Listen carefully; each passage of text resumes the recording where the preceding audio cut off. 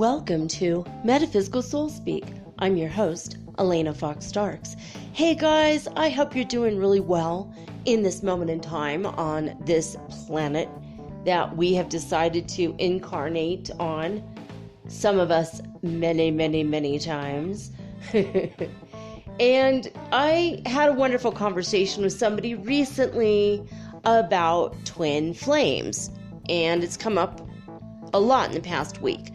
So I wanted to talk a little bit about twin flames. I also saw a reading on Instagram that someone did saying that the divine masculine has been in the past week or so a little bit shaky on the concept of twin flames and a little bit worried about what this is and what it means and maybe even what the impact of this could be. And the divine feminines have been a little bit like, oh my God, just forget it already. I'm going to go find somebody else, right? That's not me. I mean, if you're my twin flame and you're my divine masculine, don't think that I'm going out looking for anyone else, because I'm not. Thought about it for a minute, but I'm waiting for you. So don't worry, I'm waiting for you. I'm not going to wait forever. Girls like me don't stay single for long, as Fergie says. But I am, right now, I am fully waiting for my twin. So I'm just focused on my life, on the rest of my world that I need to focus on. But I wanted to let you know that no matter wherever or whenever you are listening to this, this applies to you if you are a twin flame. Now, if you are with somebody that you absolutely love and you're 100% committed to, and maybe this person's a soulmate, especially if you have a lot in common and you're interested in each other on various levels, not just the relationship, it's possible that you're in a karmic relationship and maybe you've already worked out your karma and you're just kind of gliding along and enjoying life. If you're married especially, and you come into the awareness that your twin flame is also incarnated at this time, and she or he, if they're on earth, and you're like, oh my God, don't panic. I don't want you guys to panic, because I don't want you to think that just because you have a twin flame incarnate on earth, that means it's time to just drop your current sweetheart and prepare for your twin. Because some of you, if you're incarnate right now, you're in a body and your twin flame's in a body and you're destined to meet, it doesn't mean that it's going to be a romantic relationship. It's not always a romantic relationship. And if your twin flame is in a relationship and you're single, it doesn't mean they're going to drop their honey for you. Now, if it's meant to be a romantic relationship, then eventually it's just going to happen. Normal things will occur that will break up the relationships, and when you all are ready, you will meet, and then the romantic relationship will happen. But many times, many times, twin flames are incarnate that are platonic. It's not as common as the romantic twin flames, but it is possible that sometimes you come together and you end up being like spiritual partners or business partners, and your mission together is to help the world, and you don't have a sexual or romantical relationship. It's very, very possible, such as in the case of Sri Aurobindo and his twin flame. She went by the name just Ma, M-A, like mama, but Ma. And they were inseparable and side by side for all of their days, even though he was a renunciant. He did not have sex ever. That was just, his vibe was different, and he didn't get into the romantic stuff. He didn't want entanglements on the earth. And so he lived his life in a different way than most people. And she was absolutely 100% just thrilled to be by his side and help him with gain his spiritual messages out there. She was in charge of the business end of the spiritual mission that they were on. And that is one example of platonic twin flames. It's not always the end-all be-all ultimate relationship, romance, fairy tale princess and prince type of thing. It's not always that. Twin flame relationships are harder, from what I understand, because I haven't been with my twin physically yet, although we telepath quite a bit. Had a wonderful weekend talking to him all weekend, just via telepathy. Haven't even had a phone call yet, or an email, or anything.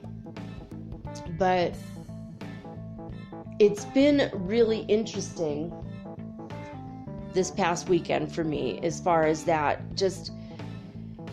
He's just asking me all kinds of questions, really getting to know me, just asking me stuff that I didn't expect. If I was going to have a fantasy life in which I imagine I'm talking to my twin flame, I wouldn't be talking about the things he's asked me. So I thought that was interesting. And every few minutes I have to ask my higher guidance or God, hey, am I actually talking to him, or am I making this crap up, right? Because it seems so strange. It seems really strange even to me. And I know I'm already a weird person. I'm strange when it comes to spiritual stuff. I talk about things that most people, if they're going through this, will never tell others. And I'm telling the whole wide world. I'm letting my freak flag fly. I swear to God, if it existed today, I would be voting Freak Party all the way. Yay for Hunter Thompson. But I want you guys to be aware of that, because I don't want you to panic if you're in a relationship and you really love that person and they really love you, and then you start dreaming about someone else's face or their energy, and you're just like, wait a minute, oh my God, that might be my twin flame. Don't panic and think your relationship that's going so smoothly is totally over. Everything's going to happen in the timing that is correct for your highest good and for their highest good. I have a friend who's married, and she told me, I'm never going to allow another man to come between us. I love my husband, but I know that he's not my twin flame. He is a soulmate, and we're really good together. And I felt like in about a few years, she's going to end up meeting her twin. And I'm like, well, you know what, though? Maybe you have a big project you're going to do together, and you're going to save the world in a way, or help the world in a way that doesn't require a romance. Now, when it comes to me and my twin, I hope to God it's a romantic relationship. I want to be with him in every possible way, shape, and form two people could be together. Maybe we'll have a business together. Maybe we'll help promote each other. Maybe we will, be out in the world, in the public eye together. But I hope that at home we are private and in love, and I'm hoping that it will be that way for me. With my twin, I have a feeling it's going to be. I think we're going to get along on every possible level, and we're going to go, damn, no wonder it didn't work out with anyone else, because you were the one. That's what I'm hoping. But I just want you guys to be aware of the twin flame thing. Now, if you get together with someone and you go, oh, this is my twin flame and we have 5 past lives together. Sorry, guys. That's your soulmate. Your twin flame, you only incarnate once. That's your very first life on the planet. You incarnate together, and then you never see each other again until your last life. So all the stuff in between is you working stuff out with your soulmates. You don't have just only one soulmate, so you don't think I had a soulmate, it didn't work out with him, and now I'm doomed to walk the earth alone for the rest of my life. Oh, no, honey, it doesn't work like that. You've got probably dozens, if not hundreds, or even maybe thousands of soulmates, depending on how many incarnations you've had. Someone told me today, well, you haven't been married in 10 years. You should fall in love and give love a chance again. And I'm like, well, I haven't been married in 10. Well, actually, it's been longer than that. It's been like 11 years. But I have, no, actually, it was actually this, oh my God, it was this month. this month 10 years ago that the divorce was finalized, even though we weren't together 11 and a half years ago is when we started to break up. But I've dated men. I've had love with men. I wasn't in love. But I've decided that actually the universe decided this was my last karmic relationship was 3 years ago. I'm done with my karmic relationships, with men. All the romantic stuff I needed to do and finish, I'm finished. I'm done. And I'm not looking to start up any new karmic relationships. And that's the other thing. You do not have karma with your twin flame. No karma. If you get together and it seems like there is an accounting that maybe you owe them or they owe you, or you start dreaming of past lives together in which something horrible befell one of you or the other, and you have to make up for that time now, that's a soulmate. Now, I've had a relationship with my near twin flame many moons ago, years and years ago. And even though he seemed to have his karmic stuff he was working out, and I had my karmic stuff I was working out, when we got together, the energy was perfectly clear. There was no pull or drag or energy that felt like blah. I didn't feel anything with him. With my husband of 13 years, I felt that there was much karma to be worked out. And the biggest karma was that we would get married and he'd go off and get himself killed every freaking life. We never got to the point at which we had children. This was the only thing we had never done together. So we worked together, we made money together, we had a wonderful life we built together. We lived in the mountains up in Northern California together, and we had our children. We raised our children, and when my youngest was 8, he died. Which really hawks me off, and I told him pretty much on his deathbed, I said, regardless of the fact that you're dying midway through raising our children together, I am never going to incarnate with you again. This is my last life. My higher guidance said so. So as far as I'm concerned, the slate is clean. The karmic is done. I love you, and I'm sending you on your merry way. Tell everybody in my family that died before us, hello when you get there.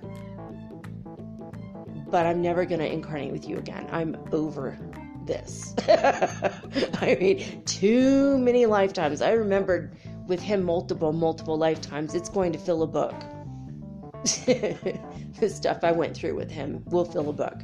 Stuff I've been through with him since he's died, all the hauntings, the times he's come to haunt me. I'm done. I'm like, dude, I am done with you. I'll see you in heaven. We'll have like a pizza together in the heavenly pizzeria, but I am finished with the rest. Never going to incarnate on earth with you again. Now I'm just waiting for my twin, and I finished up a couple little things I needed to go through with other men, and I'm done. I've literally, for 3 years, I've been done. Just waiting for my beautiful twin to come into my life, and that's it. And I feel like he's getting ready. I feel like he's finally opening up, and that's another message I got this week from the Divine Masculine side, is that they are ready to open up and explore their spirituality in a way that they didn't before. To actually contemplate what all this means, and that the being in isolation for all of us, whether you're an incarnate twin or not, the being in isolation like this, for me, 35 days ago was the last time I left the freaking house. 36 days ago. Today is day 35 of the quarantine. Oh my God, it's a lot. That is a lot to handle. But I finally have started to focus more. And I know for me, what do I want? I want to be in shape and look hot and sexy for my beautiful twin. So I started that. I'm continuing with my language learning all weekend. It's been, Spanish I focused on during the weekend. Last week was also French and Russian. because I just want my mind sharp, for me. I want my body nice for me. I want my mind sharp for me. And I also want to be wonderful so that when my twin meets me, he doesn't go, man, you're a sight. I don't want him to look at me and go, oh, doggy, you're a mess. You're a hot mess. I don't want to hear him say that. I don't know why. I feel like you might have a slight accent from the South, maybe Midwest South, but I feel it. I want him to go, wow, you're a really cool person. You're a really neat person. And I want to be so interesting that we will never run out of things to talk about. And I feel that he's the same way. I just feel it. He's the same way. I'm sure he's a Gemini. My whole life I've said I will never date a Gemini, ever. And I have a feeling he's a Gemini because I said that. Anything I've ever said that will never happen, I will never do that, it always happened. When I was 18, I said I'd never be a secretary. I'd never work in an office. I would hate that kind of work. Well, then I ended up doing that kind of work for years. Everything I always said would never happen to me, and I would hate that. It's always happened to me. Never get cancer. Oh, I did. Actually, I got cancer. I healed it. Thank you, God. God helped me and sent me the right person with the right information. I healed it in 3 weeks. If you guys need the recipe, I'll send it to you, what I used. At least it worked for me. But yeah, I don't know. So I just want you guys to realize that I don't want you to panic when it comes to the twin flame thing. And even, okay, look, if you are the divine feminine and you're like, screw this, my guy's not here, give him more time. Be more patient. And if you are divine masculine and you're scared of all this, it doesn't mean that you meet and within 5 seconds, now you have all that responsibility and the relationship is on, baby. At least for me, that's not what that's going to mean. What it means is we're going to feel super comfortable with each other. We're going to love each other immediately because we always have loved each other. It's going to be a remembrance of that love. And we're going to be complete and perfect mirrors for each other. And if we see something flawed in the other, it's something that's flawed in us. And it's something that we can work out together. But I think by the time now, a lot of the twins all over the planet have been working out their own stuff on their own, which is cool. But if you are a divine masculine and you are scared by these terminology, these words, and the heaviness of it, it's actually not going to be that heavy. It's going to be a hard relationship if you haven't worked on yourself. It's going to be a hard relationship on you if you have been had that resistance to change in who you are. And if you are afraid, don't worry, just tell your divine counterpart, I need a little bit of time adjusting to these ideas. I need a little bit of time to explore my spirituality. Because we have infinite time and infinite patience, and the divine feminines all over the world, we're getting a little impatient, but if you just tell us that, we will be more willing to wait and more willing to be patient with you and love you. That's how it's going to be. Because that love is pure and it's perfect and it always has existed. And, your divine counterpart is not like your last relationship, your last karmic relationship. It's not like the last narcissist you were in a really bad relationship with. This is more deep and it's spiritual and it is profound. And if you come together, especially at this time, if you come together in the past 3, 4, 5, 6, 10 years, it's different than now. I have a feeling it's different than now, that we are going to enter into a time of revolution spiritually and peace. And we're going to know that peace which passes all understanding. We are going to know that love and that joy and that comfort. And I have a feeling that we're going to find in each other that feeling of home that we have longed for in our hearts. That we are going to find first and foremost acceptance from the other in a way that we never have experienced in our lives. That's just at least what I feel. I mean, with my twin, that's what I feel. And I feel like this is going to be reflected throughout all the twins. And, it's just an energy that I'm getting, that we're going to just be like, oh, thank God. We made it. We made it. And we're home now. And I feel like it's going to be very comforting in a way that we have never experienced comfort. Even when you find a soulmate that you get along really well with, there's always something that's a little askew. Like maybe you both are really good as parents together, good in a marriage. You agree on everything. You like all the same colors. You even listen to the same music.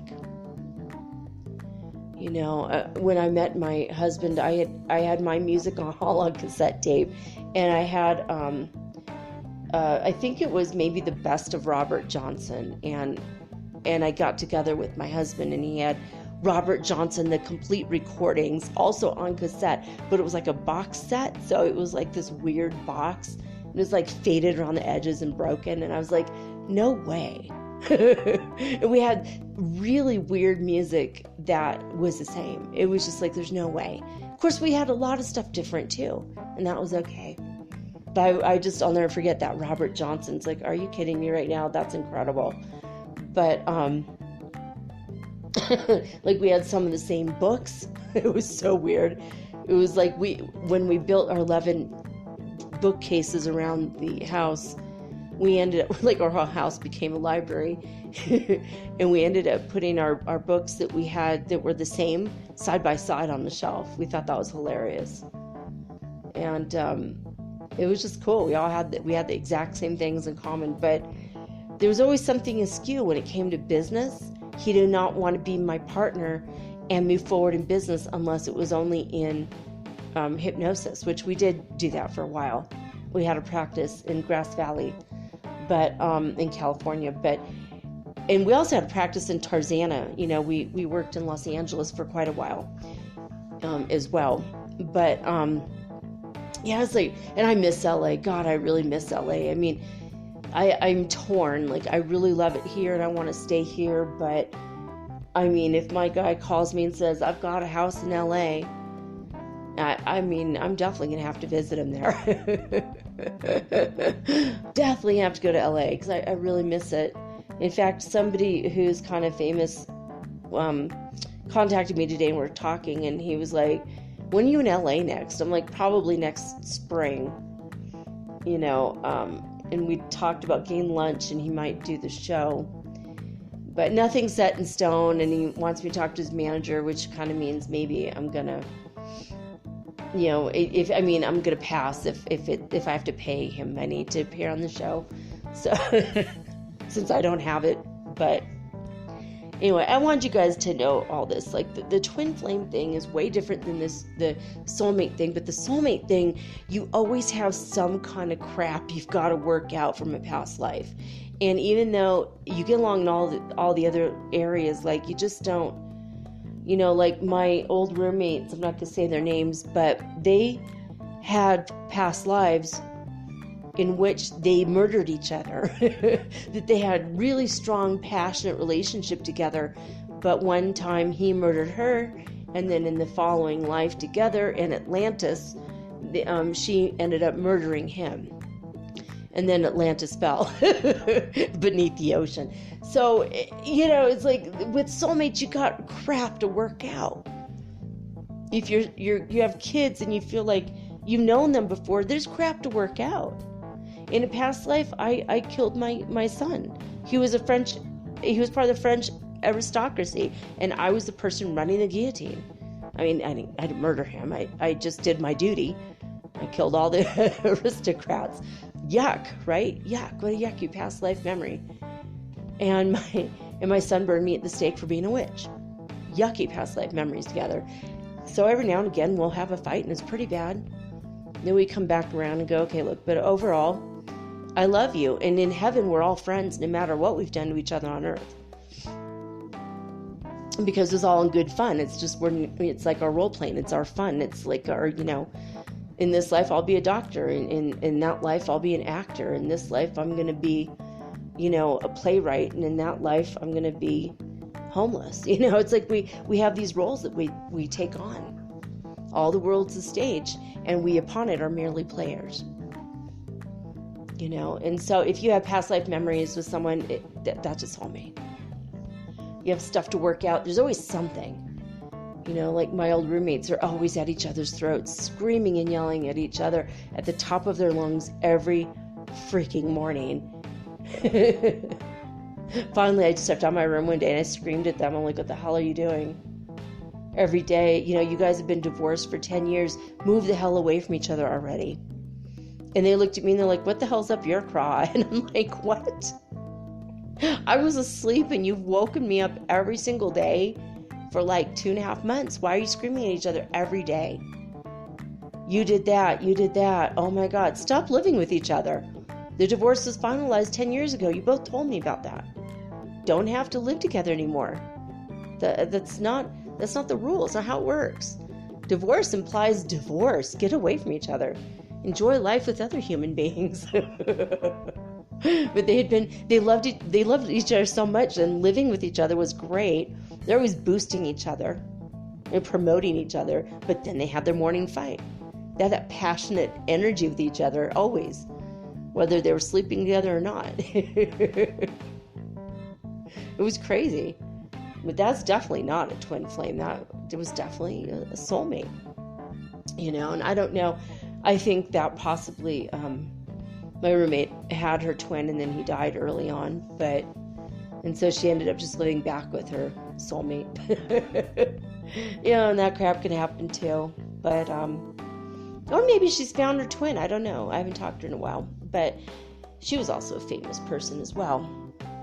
I've been surrounded by very wealthy and famous people, and somehow I've alluded to be both. Hey, there's always time, though. There's always time. Anyway, yeah, there it is. I mean, that's it. That your twin flame can definitely be a platonic partner. They can be a business partner. You might end up starting like an empire on the planet together and never even kiss.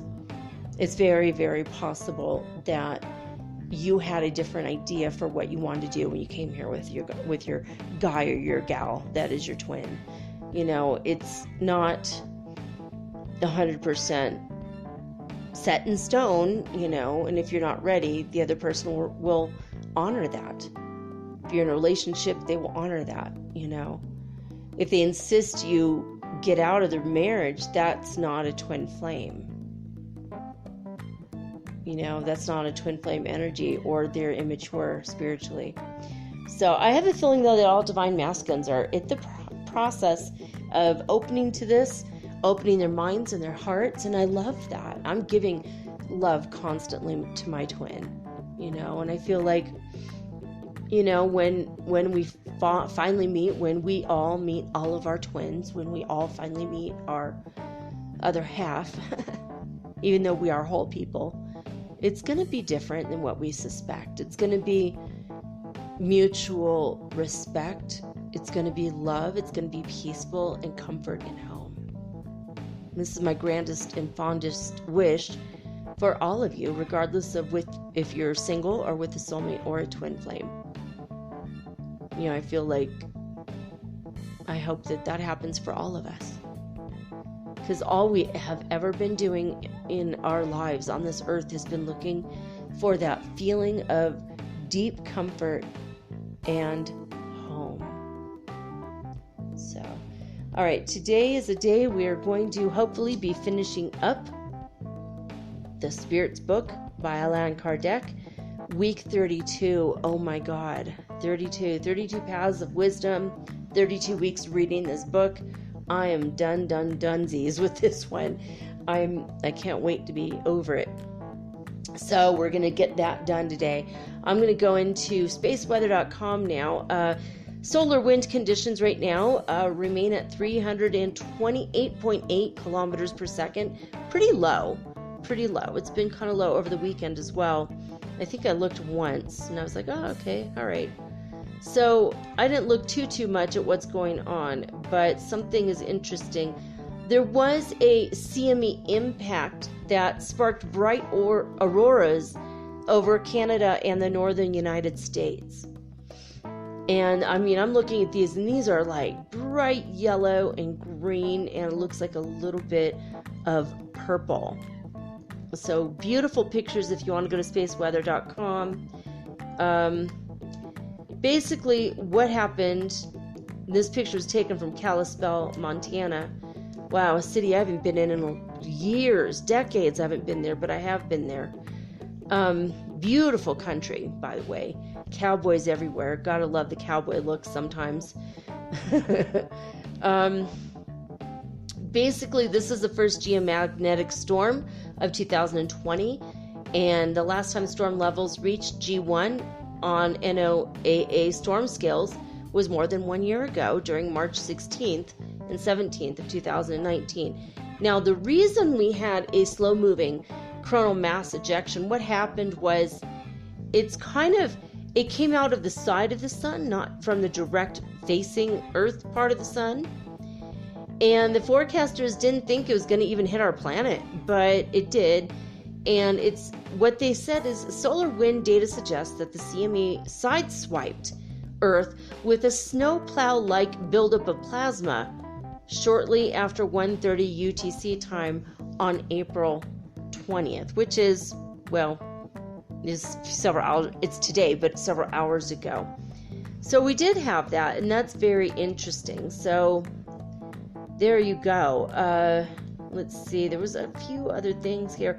Oh yeah, the Ulu neutron counts are down by 0.4%, and they still remain very high at this time. Just want you to know, we're still cold on the thermosphere climate index. Coronal holes. It says solar wind flowing from this far southern coronal hole could brush Earth's magnetic field on April 20th and 21st. So today and tomorrow, expect to feel a little bit of those ascension symptoms. The sun is still blank with no sunspots. It's been 15 days without an Earth-facing solar or sunspot. So interesting. A lot of strange pictures about the Starlink from SpaceX, if you want to see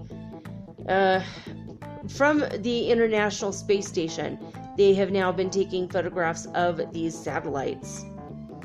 Super annoying how they are interfering with our vision of the beautiful night sky. I'm sure that astronomers everywhere are getting kind of pissed off about that. But it's a fact of life, and someday we'll have the 6G network, and not one person on the planet will go without internet, supposedly. We've had 4 fireballs yesterday. Today, there's not been a report at all coming down from NASA and their all-sky cameras and fireball network. So that's it. 4 from yesterday. Today, we don't have any data. Maybe there's been none. Very interesting, right? Schumann Resonance today on disclosurenews.it is mentioning 20 and 50. 50 happened first and 20 was more recent. And I got into another conversation today with somebody who's trying to talk down the Heart Math website. They said they don't have any idea how to conversate about the Heart Math because it's a different measurement than the Disclosure News, that it could be either electric or magnetic. Well, I don't know about that, and I told her I don't know. This is the first time I've ever heard about it. She said there was no way to tell, but the powers are amplitude and quality on disclosurenews.it, and I pointed out to her that power is not a scientific word, that, amplitude or amperes, on if you want to measure it in electricity. Hertz frequency, I think, is magnetic, but I don't know. It does say that a multitude of pulses travel around the world in a unique resonant chamber between Earth and the ionosphere, sending colluding signals to all microorganisms.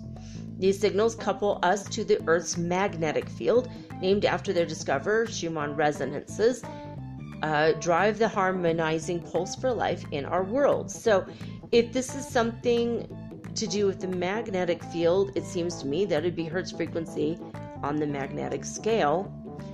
and I'm not sure. I'm still kind of looking into this a little bit. It's very, very weird. She said there was no way to tell how on HeartMath they could possibly measure their thing because they call it power. And I pointed out that Disclosure News used to call it Hertz frequency. Now they call it power. But now what they put up recently is it says amplitude and quality is in power, and frequency max and frequency min is in hertz frequency. So I don't know what the hell they're doing, but why are we calling it power? That is not a scientific word officially, because it doesn't show what the type of measurement is. But when I looked on heartmath.org, again, this says that this is let's see, and I've read this before. This Schumann Resonance's power graph summarizes the information presented in the spectrogram calendar and illustrates dynamic changes occurring in the Schumann Resonance's region of the magnetic field. So this is a magnetic measurement. Power is the sum of the power of all frequencies detected by the site magnetometer. And then this is very strange, and I've read this before. It says 0.32 to 36 hertz and calculated for every hour. But of course, it's been above 36 hertz in almost every city for several years now, and it does account for that, and it does go up to, so far, 700 hertz frequency. So they plot a 24-hour moving average of the power for each site. Oh, I see. So what it is calculated constantly throughout the hour, and then at that hour. So it says 1 o'clock, whatever happened during that hour, whether it's up and down, up and down, up and down, is calculated for the whole hour and then plotted for that 1 hour. So it's not every single second is plotted, but every hour they take a measurement of all of what has been gathered for that 1 hour. That makes more sense. Okay, so and then it just talks about how to use the website. But basically, it's the GCMS magnetometer, that is. That's how you say it.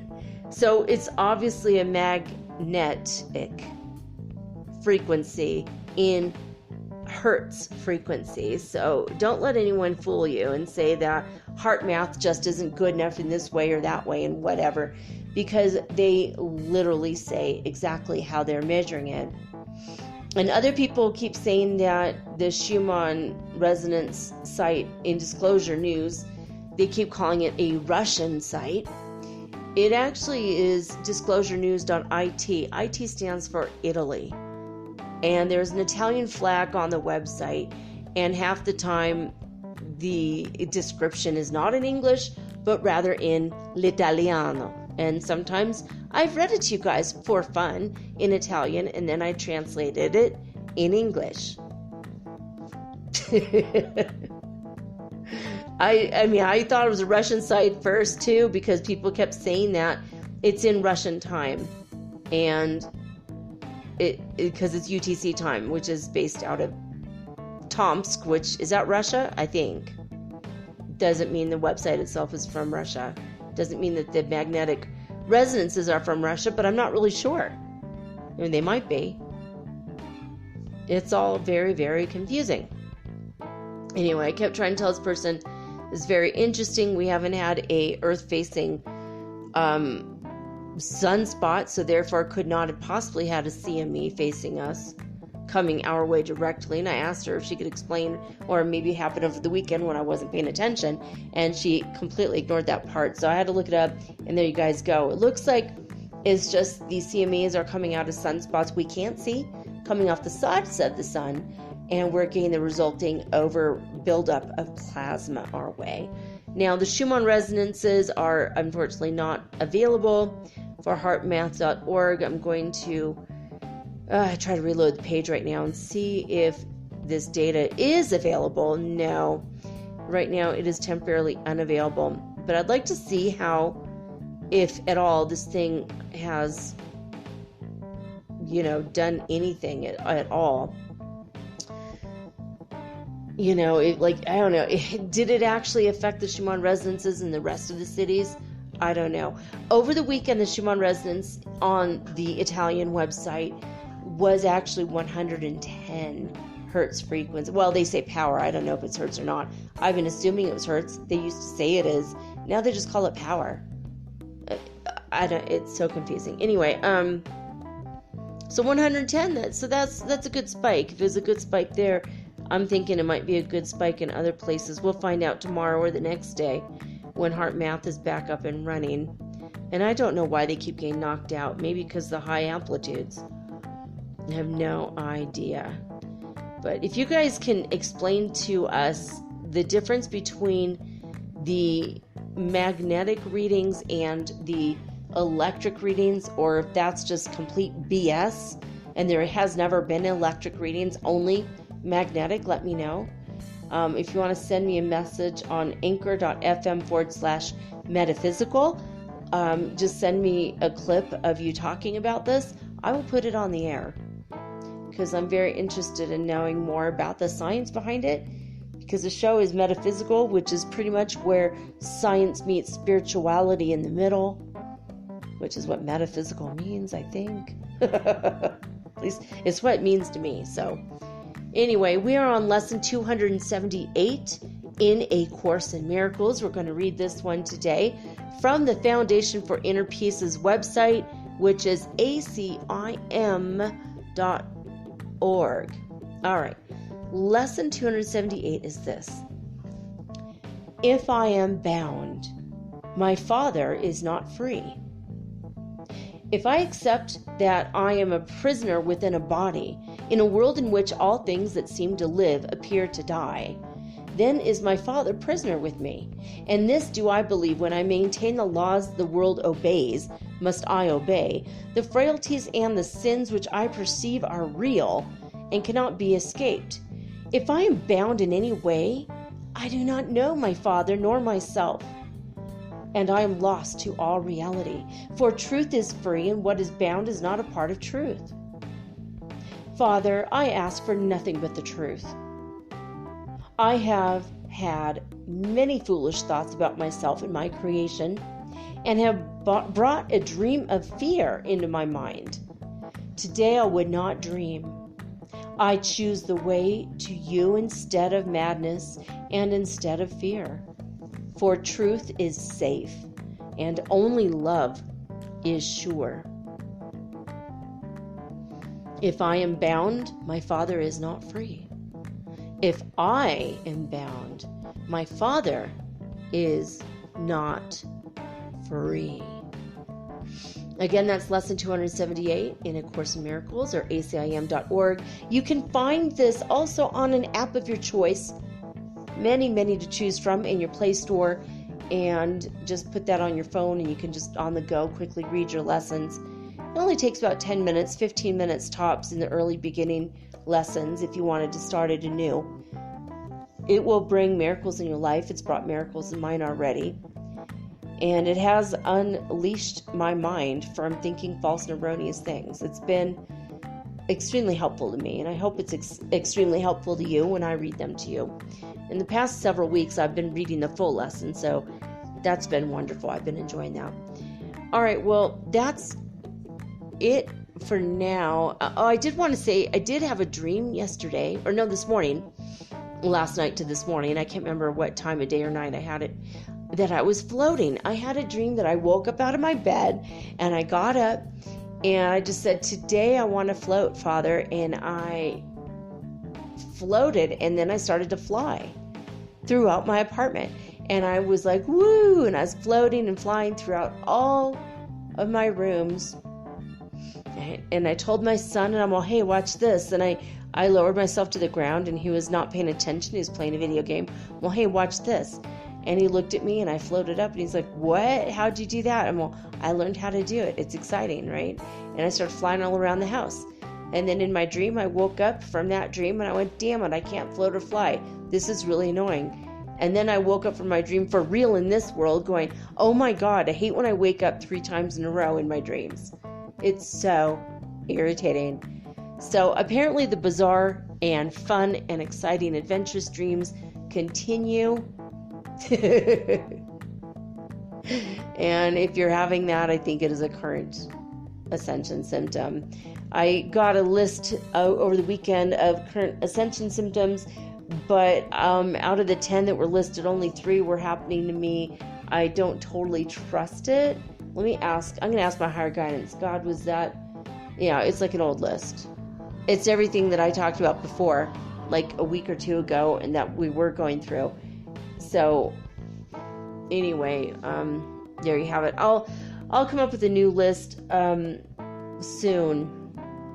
Anyway, hashtag Soul Family, hashtag Soul Tribe. If you want to look for me on Instagram, I'm at mermaidgirl888, and I am using my personal Instagram. I've been using it to promote Metaphysical Soul Speak because of some issues I had with my other, someone reported me, which is funny because I didn't even put one picture up yet. I just barely opened it. So I'm still trying to figure that out through the Instagram people. Eventually I will have that one up and running as well, and I will continue both, so you could, join both if you want. Anyway, I'm going to take a quick break. When I come back, we're going to read The Spirits book by Allan Kardec, which was published this month. Was it 160? So it was 1857 in April, Paris, France. So that's 163 years ago.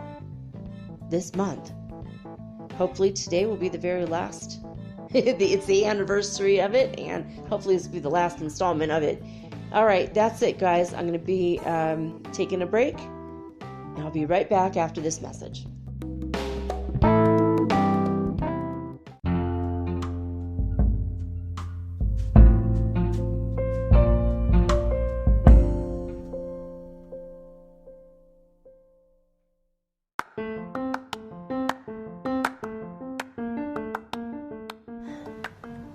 If you haven't heard about Anchor, it's high time you did. It is the absolute easiest way to make a podcast. First of all, it's absolutely free. Second of all, they have creation tools that allow you to record and edit your podcast right from your phone or your computer. You guys have known that I've been doing this for 8 months using the Anchor.fm app right on my cell phone, and I have done it everywhere, right? I have recorded this in my living room, my bedroom, little cafes in Quito, Ecuador, all over Cuenca. It's so absolutely easy to make your podcast, and editing is just a snap. Anchor also will distribute your podcast for you, and it took me about 2.5 months to become syndicated, and now I'm available on Spotify, Apple Podcast, and many more, and so can you. You can make money from your podcast also, and there's no minimum requirement. You get paid from your very first listener. It is everything that you need to make a podcast all in one place. So please, if you are interested in making a podcast of your very own, do not hesitate to start with Anchor. Download the free Anchor app or go to anchor.fm to get started today.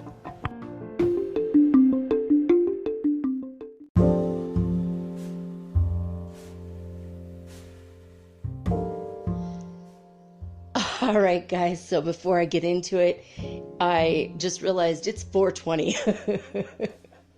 It's April 20th. So shout out to all my stoner friends out there. I actually did get high yesterday.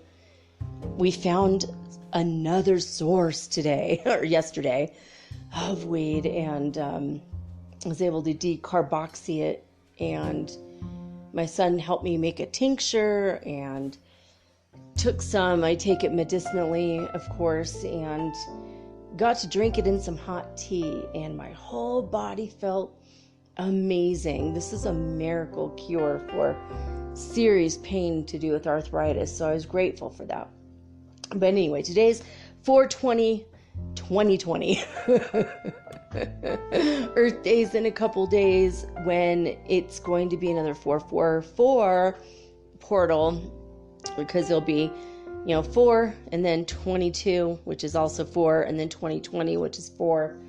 So don't forget, on Wednesday, probably we should do a little bit of meditating for the world, think about all the people that don't have jobs anymore. They don't have an income. Let's just say prayers that everything ends up okay. I'm worried about everyone on the planet, actually. I send love out to all of you, not just to my twin flame, who I mentioned in the first part. I'm sending him love constantly. I hope he feels it from me. I'm not really in touch with him, but hey, it is what it is. All right, so we're going to get into the Spirit's book today. We only have a few more questions, and then we get into the conclusion written by Allan Kardec himself, and he had 9 conclusions that we're going to go over, and hopefully we will get through the whole thing tonight, because I want to be done on 32, because it's such a magical number. 32 pounds of wisdom, and this will be the end, so it's perfect, right? All right. Resurrection of the body. This is where we left off last week, so here we go.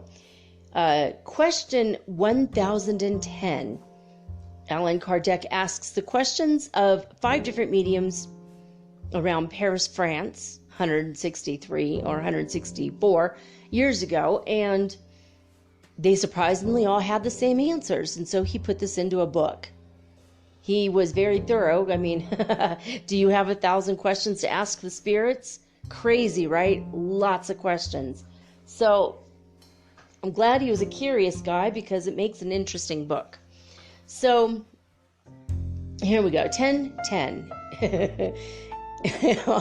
In 2020, we're reading question 1010. Is the doctrine of the resurrection of the body an implication of that of reincarnation as now taught by spirits? And the spirits reply, how could it be otherwise? It is with regard to that expression, as to so many others, that only appear unreasonable because they are taken literally and are placed beyond the pale of credibility. Let them only be rationally explained, and those whom you call free thinkers will admit them without difficulty, precisely because they are accustomed to reflect. Free thinkers, like the rest of the world, perhaps even more than others, thirst for a future. They ask nothing better than to believe, but they cannot admit what is disproved by science. The doctrine of the plurality of existences is conformable with the justice of God. It alone can explain what without it is inexplicable. How can you doubt then that its principle is to be found in all religions? Question 1011. I can't believe I've read so many questions and answers.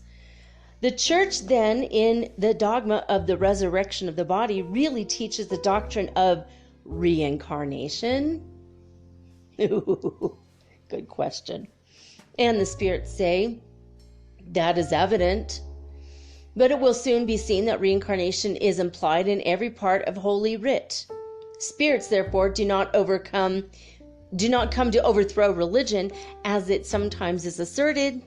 They come, on the contrary, to confirm it and sanction it by irrefragable proofs.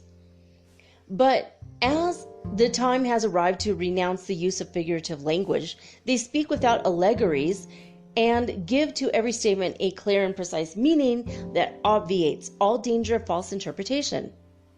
For this reason, there will be, ere long, a greater number of persons sincerely religious and really believing than are to be found at the present day. All right, so Allan Kardec, he adds his own thoughts after this. He writes, physical science demonstrates the impossibility of resurrection according to the common idea. If the relics of the human body remained homogeneous, even though dispersed and reduced to powder, we might conceive the possibility of their being reunited at some future time. But such is not the case. The body is formed of various elements, oxygen, hydrogen, azote, carbon, etc. And these elements, being dispersed, serve to form new bodies. So that the same molecule of carbon, for example, will have entered into composition of many thousands of different bodies. We speak only of human bodies without counting those of animals. Such and such an individual may have in his body molecules that were in bodies of the men of the earliest ages. And the very same organic molecules that you have this day absorbed in your food may have come from the body of someone whom you have known. Ew. And so on. Matter being finite in quantity and its transformations being infinite in number, how is it possible that the innumerable bodies formed out of it should be reconstituted with the same elements? Such a reconstruction is a physical impossibility. The resurrection of the body can therefore be rationally admitted only as a figure of speech, symbolizing the fact of reincarnation. Thus interpreted, it has in it nothing repugnant to reason, nothing contrary to the data of physical science. It is true that according to theological dogma, dogma, this resurrection is not to take place until the last day, while according to Spiritist doctrine, it takes place every day, but is not this picture of the last judgment a grand and noble metaphor, implying under the veil of allegory one of those immutable truths that will no longer be met with incredulity when restored to their true meaning? To those who carefully ponder the Spiritist theory of the future destiny of souls and of the fate that awaits them as the result of various trials they have to undergo, it will be apparent that, with the exception of the condition of simultaneousness, the judgment which condemns or absolves them is not a fiction, as is supposed by unbelievers. It is also to be remarked that the judgment which assigns to each soul its next place of habitation is the natural consequence of the plurality of worlds now generally admitted. While according to the doctrine of the last judgment, the earth is supposed to be the only inhabited world. See, I don't think that this is the only inhabited world. Remember, in recent weeks, we have been talking also about how about 92% of this is relevant today. So that might be part of the 8%. We just toss it out like the bathwater, but we're still keeping the baby, right? Okay, now we're on the section called Paradise, Hell, and Purgatory. Question 1012. Are there in the universe any circumscribed places set apart for the joys and sorrows of spirits according to their merits? That's kind of like skirting the actual issue of heaven and hell, isn't it? He's kind of like dancing around these words rather than bandying them about. All right, and the spirits say, we've already answered this question. The joys and sorrows of spirits are inherent in the degree of perfection at which they have arrived. Each spirit finds in himself the principle of his happiness or unhappiness, and as spirits are everywhere, no enclosed or circumscribed place is set apart for either the one or the other. As for incarnated spirits, they are more or less happy or unhappy, according as the world they inhabit is more or less advanced. And his follow-up question to that is, heaven and hell then, as men have imagined them, have no existence? And the spirits say, they are only symbols. They are happy and unhappy spirits everywhere. Nevertheless, as we have told you also, spirits of the same order are brought together by sympathy, but when they are perfect, they meet together wherever they will. So Allan Kardec, he wrote, the localization of rewards and punishments is fixed places exists only in man's imagination. It proceeds from his tendency to materialize and to circumscribe the things of which he cannot comprehend the essential infinitude. All right, so question 1013. What is to be understood by purgatory? The spirits say physical and moral suffering, the period of expiation. It is almost always upon the earth that you are made by God to undergo your purgatory and to expiate your wrongdoing. Now, Allan Kardec, he writes, what men call purgatory is also a figure of speech that should be understood as signifying not any determinate place, but the state of imperfect spirits who have to expiate their faults until they have attained the complete purification that will raise them to the state of perfect blessedness. As this purification is effected by means of various incarnations, purgatory consists in the trials of corporeal life. Of corporeal life, period. Sorry, there's like no period at the end, so I figured it was going to be a run-on sentence again. Sorry about that. Question 1014. How is it that spirits who, by their language, would seem to be of high degree, have replied according to the commonly received ideas to those who have questioned them in the most serious spirit concerning hell and purgatory? The spirits say, they speak according to the comprehension of those who question them, when the latter are too fully imbued with preconceived ideas in order to avoid any abrupt interference with their convictions. If a spirit should tell a Musulman or Muslim, it says it in Spanish. I guess it's the same maybe in French or maybe in, the language of Brazil, Portuguese. So Musulman must be the same thing, Portuguese as in Spanish. Anyway, it means Muslim, like people who follow Islam. If a spirit should tell a Muslim without proper precautions that Muhammad was not a true prophet, he would not be listened to with much cordiality. So, I don't know. That's true. I mean, if someone came up to a Christian and said that Jesus didn't exist, how much are they going to listen to after that? None. Muhammad, praise and blessings be upon him, I have to say, as a Muslim myself. All right. So the follow-up question to that is, such precautions are conceivable on the part of the spirits who wish to instruct us. But how is it that others, when questioned as to their situations, have replied that they were suffering the tortures of hell or purgatory? And the spirits answer, spirits of inferior advancement, who are not yet completely dematerialized, retain a portion of their earthly ideas and describe their impressions by means of terms that are familiar to them. They are in a state that allows of their obtaining only a very imperfect foresight of the future, for which reasons it often happens that spirits are in erraticity or but recently freed from their earthly body, speak just as they would have done during their earthly life. Hell may be understood as meaning a life of extremely painful trial, with uncertainty as to the future attainment of any better state. Purgatory as a life that is also one of trial, but with a certainty of a happier future. Do you not say when undergoing very intense physical or mental distress that you are suffering the tortures of the damned? But such an expression is only a figure of speech, and is always employed as such.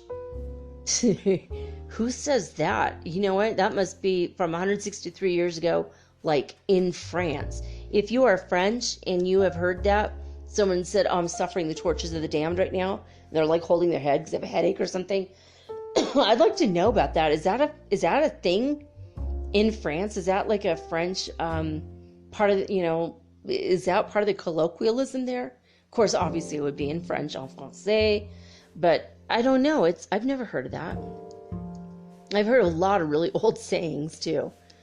All right, question 1015. What is to be understood by the expression a soul in torment?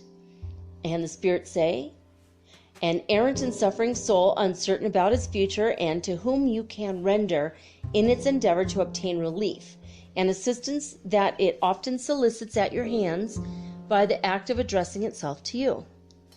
Question 1016. In what sense is the word heaven to be understood? And the spirits say, do you suppose it to be a place like the Elysian fields of the ancients, where all good spirits are crowded together pell-mell, with no other care than that of enjoying throughout eternity a passive felicity? No. It is universal space. It is the planets, the stars, and all the worlds of high degree in which spirits are in the enjoyment of all their faculties, without having the tribulations of material life or the sufferings inherent in the state of inferiority. Question 1017. Spirits have said that they inhabited the third, the fourth, and the fifth heaven, etc. What did they mean in saying this? The spirits say, you ask them which heaven they inhabit because you have the idea of several heavens, placed one above the other, like stories of a house. And they therefore answer you according to your own ideas, but for them, the words third, fourth, or fifth heaven express different degrees of purification, and consequently of happiness. It is the same when you ask a spirit whether he is in hell. If he is unhappy, he will say yes, because for him, hell is synonymous with suffering. But he knows very well it is not a furnace. A pagan would have replied that he was in Tartarus. Okay, anybody here? Raise of hands. How many people have ever heard of Tartarus? Because I haven't. I thought it was a sauce. Oh, tartar sauce. I don't know. What the hell is Tartarus?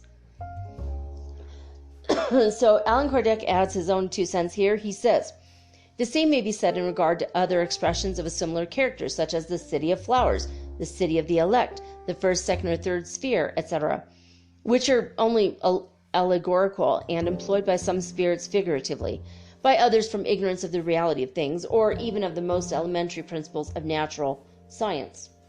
According to the restricted idea formerly entertained in regard to the localities of rewards and punishments, and to the common belief that the earth was the center of the universe, that the sky formed a vault overhead, and that there was a specific region of stars, men placed heaven above and hell down below, hence the expressions ascend into heaven, or to be in the highest heaven, or to be cast down into hell, etc.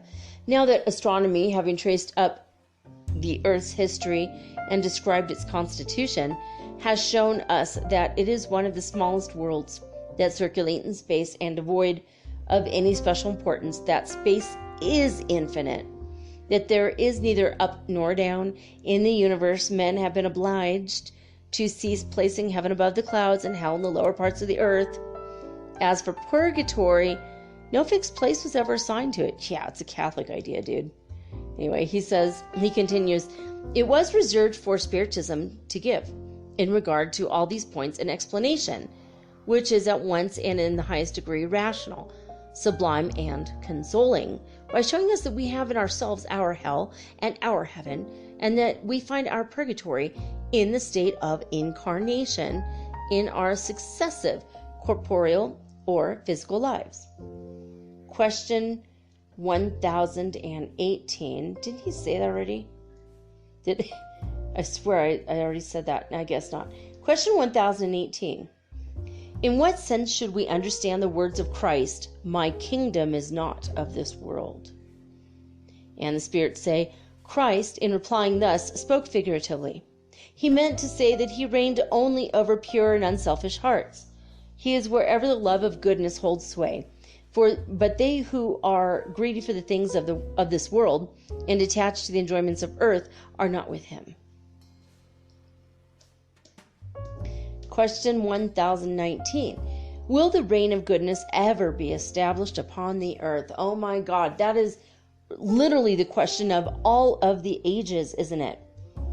All right, the spirits say, goodness will reign. I can't even say that without choking. Goodness will reign upon the earth when among the spirits who come to dwell in it, the good shall be more numerous than the bad. For they will then bring in the reign of love and justice, which are the source of good and of happiness.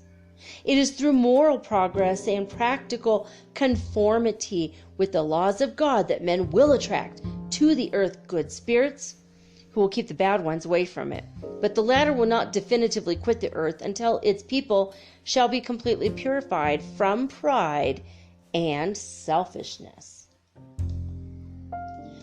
The transformation of the human race has been predicted from the most ancient times, and now you are approaching the period when it is destined to take place. All those among you who are laboring to advance the progress of mankind are helping to hasten this transformation, which will be effected through the incarnation in your earth of spirits of higher degree, who will constitute a new population of greater moral advancement than the human races they will gradually have replaced. The spirits of the wicked people, who are mowed down each day by death, and of all who endeavor to arrest the onward movement, will be excluded from the earth and compelled to incarnate themselves elsewhere. Bye-bye, Felicia. For they would be out of place among those nobler races of human beings, whose felicity would be impaired by their presence among them. They will be sent into netherworlds. Netherworlds, what the hell is that? Less advanced than the earth, and will therein fulfill hard and laborious missions, which will furnish them with the means of advancing, while contributing also to the advancement of their brethren of those younger worlds less advanced than themselves. Do you not see in this exclusion of backward spirits from the transformed and regenerated earth the true significance of the sublime myth of the driving out of the first pair from the Garden of Eden? And do you not also see in the advent of your human race upon the earth, under the conditions of such an exile, and bringing within itself the germs of its passions and the evidences of its primitive inferiority, the real meaning of that other myth, no less sublime, of the fall of those first parents, entailing the sinfulness of their descendants? Original sin, considered from this point of view, is seen to consist in the imperfection of human nature, and each of the spirits subsequently incarnated in the human race is therefore responsible only for his own imperfection and his own wrongdoing, and not for those of his forefathers. Devote yourselves then with zeal and courage to the great work of regeneration. All you who are processed of faith and goodwill, you will reap 100-fold for all the seeds you have sown. Woe to those who close their eyes against the light, for they will have condemned themselves to long ages of darkness and sorrow. Woe to those who center their enjoyment in the pleasures of earthly life, for they will undergo privations more numerous than their present pleasures. And woe above all to the selfish, for they will find none to aid them in bearing the burden of their future misery. All right, so now we hit the conclusion. We're on page 409, and this goes till 424, I think. So hopefully we could get through this in the next 40 minutes. All right. Conclusion. Excuse me. I've had a lot of asthma-related issues for a few days now, so bear with me. Okay, conclusion 1. This is Allan Kardec's words, by the way. He who, in regard to terrestrial magnetism, knows only the little figures of ducks which, with the aid of a magnet, are made to swim about in a basin of water, would find it difficult to understand that those toy figures contain the secret of the mechanism of the universe and of the movement of worlds. He whose knowledge of spiritism is confined to the table turning, which was the starting point of the modern manifestations, is in a similar position. He regards it merely as an amusement, a social pastime, and cannot understand how a phenomenon so simple and so common, known to antiquity and even to savage tribes, can be connected with the weightiest questions of psychology and of human life. For the superficial observer, what connection can exist between a table that turns and the morality and future destiny of the human race? But as from the simple pot which in boiling raises its lid, a pot too, which has boiled from the remotest of antiquity, there has issued the potent motor, with whose aid man transports himself through space and suppresses distance. So be it known to you, O ye who believe in nothing beyond the material world. There has issued from the table turning which provokes your disdainful smiles a new philosophy that furnishes the solution of problems which no other has been able to solve. I appeal to all honest adversaries of Spiritism, and I adjure them to say whether they have taken the trouble to study what they criticize, reminding them that criticism is necessarily of no value unless a critic knows what he's talking about. To ridicule that of which we know nothing, which we have not made the subject of conscientious examination, is not to criticize, but to give proof of frivolity and want of judgment.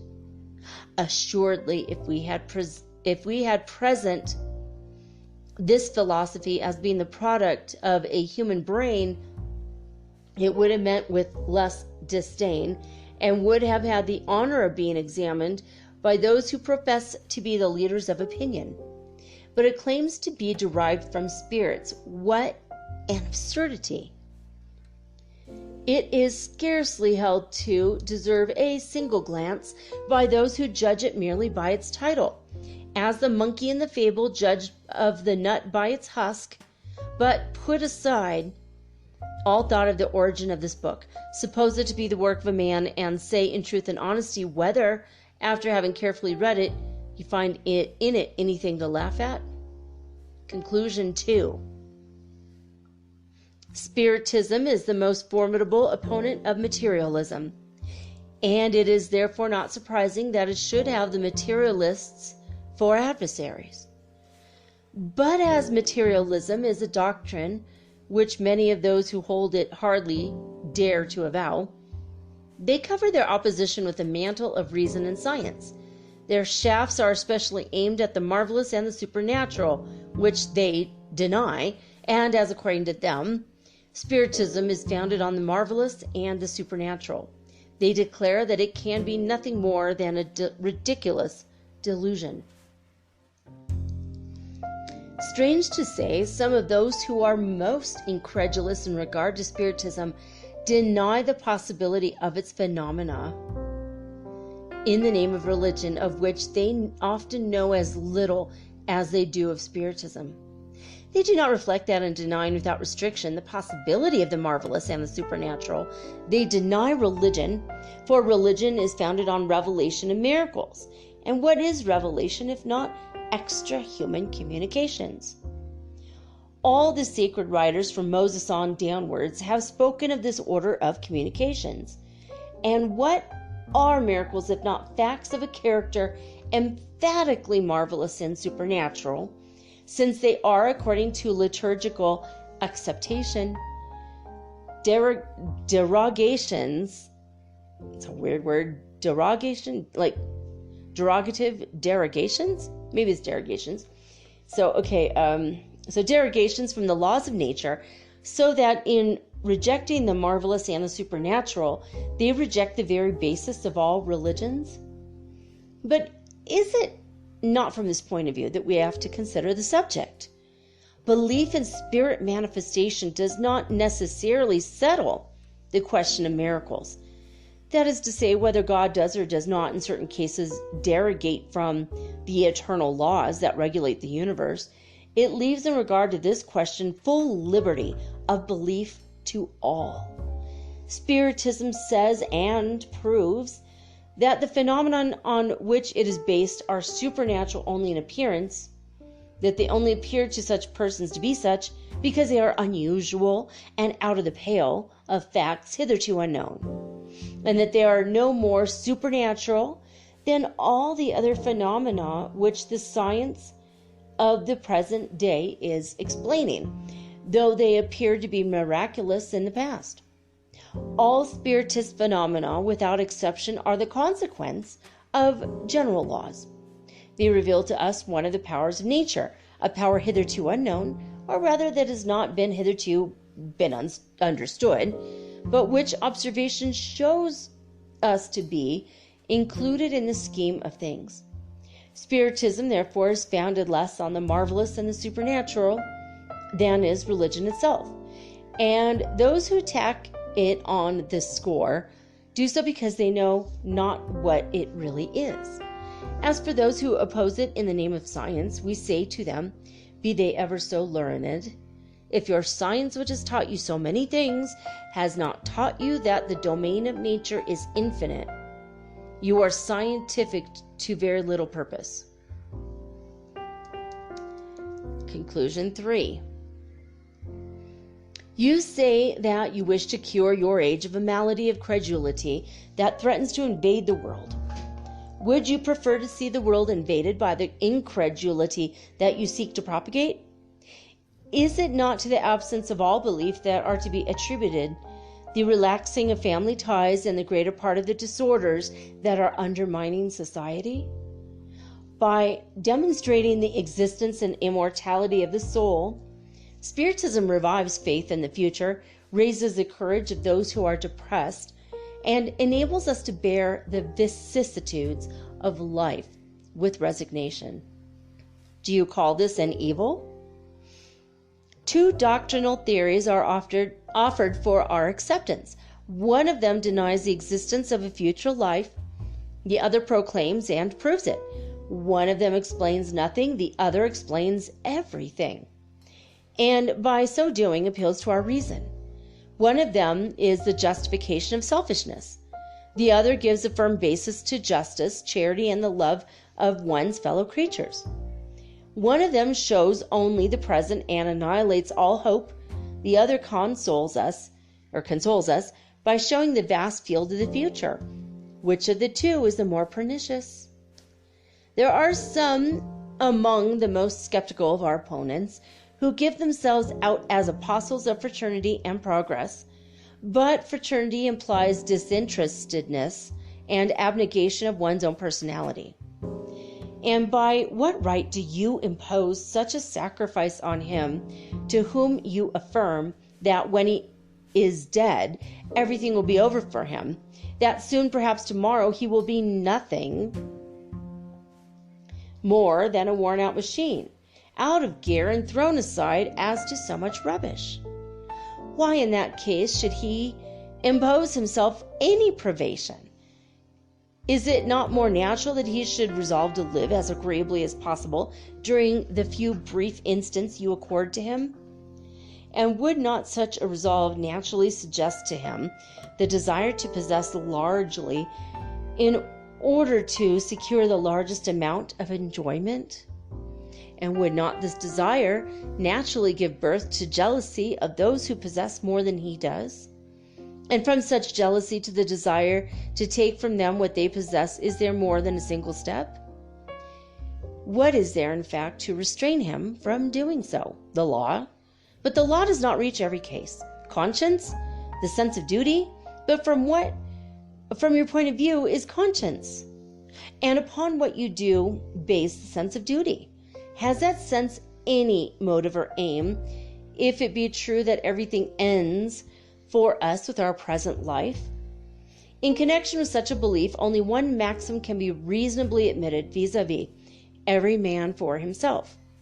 Fraternity, conscience, duty, humanity, progress, even, are but empty words.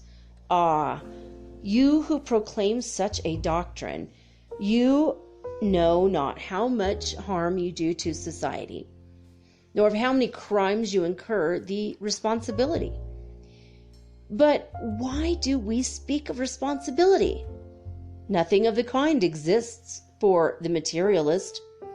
He renders homage only to matter. Conclusion 4.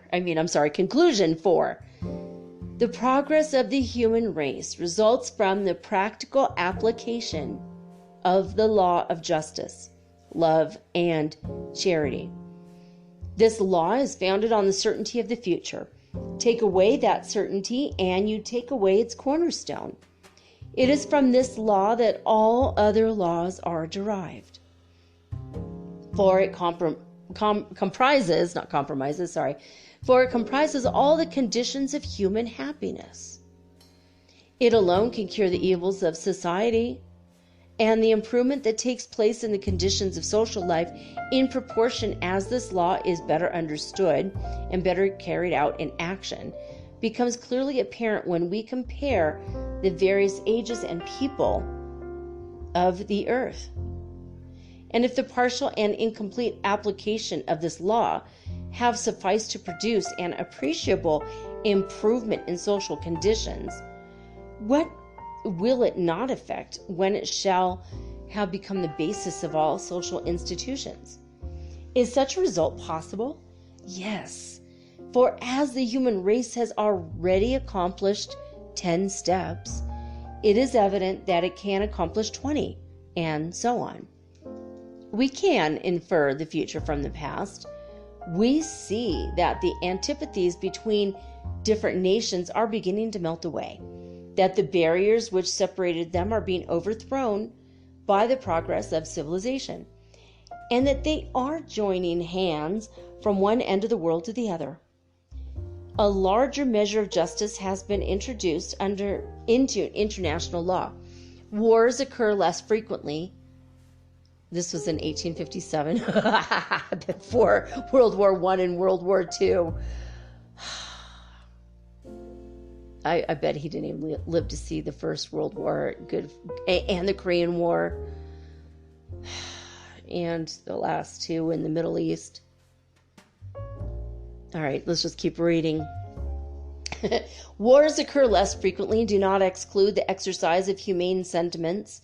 Uniformity is being gradually established in the relations of life. The distinctions of races and castes are being effaced, and men of different religious beliefs are imposing silence on sectional prejudices, that they may unite in adoration of one and the same God. Well, that hasn't quite happened yet. What a sweet mind he had, though, right? We speak of the nations who are at the head of civilization. In all these relations, men are still far from perfection. There are still many old ruins to be pulled down before the last vestiges of barbarism will have been cleared away. But can those ruins withstand the irresistible action of progress, that living force which is itself a law of nature? If the present generation is more advanced than the last, why should not the next be more advanced than the present? 1. It will necessarily be so through the force of things. In the first place, because each generation, as it passes away, carries with it some of the champions of old abuses, and society is thus gradually reconstituted with new elements that have thrown aside antiquated prejudices. In the second place, because when men have come to desire progress, they study the obstacles which impede it and set themselves to get rid of them. The fact of the progressive movement of human society being incontestable, there can be no doubt that progress will continue to be made in the future. God, this is even before airplanes. Man desires to be happy. It is in his nature to do so. He only has not obtained complete happiness, and that this happiness, but for which result progress, would have no object. For where would be the value of progress for him if it did not improve his position? But when he shall have obtained all the enjoyments that can be afforded by intellectual progress, he will perceive that he has not obtained complete happiness, and that this happiness is impossible without security in the social relations. And as he can only obtain this security through the moral progress of society in general, he will be led by the force of things to labor for that end, to the attainment of which spiritism will furnish him with the most effectual means. Conclusion 5. Those who complain that spiritist belief is spreading in all directions and threatening to invade the world, thereby proclaim its power. For no opinion that is not founded on reason and on fact could become general. Therefore, if spiritism is taking root everywhere, making converts in every rank of society, and especially among the educated classes, as is admitted by all to be the case, it is evident that it must be founded in the truth.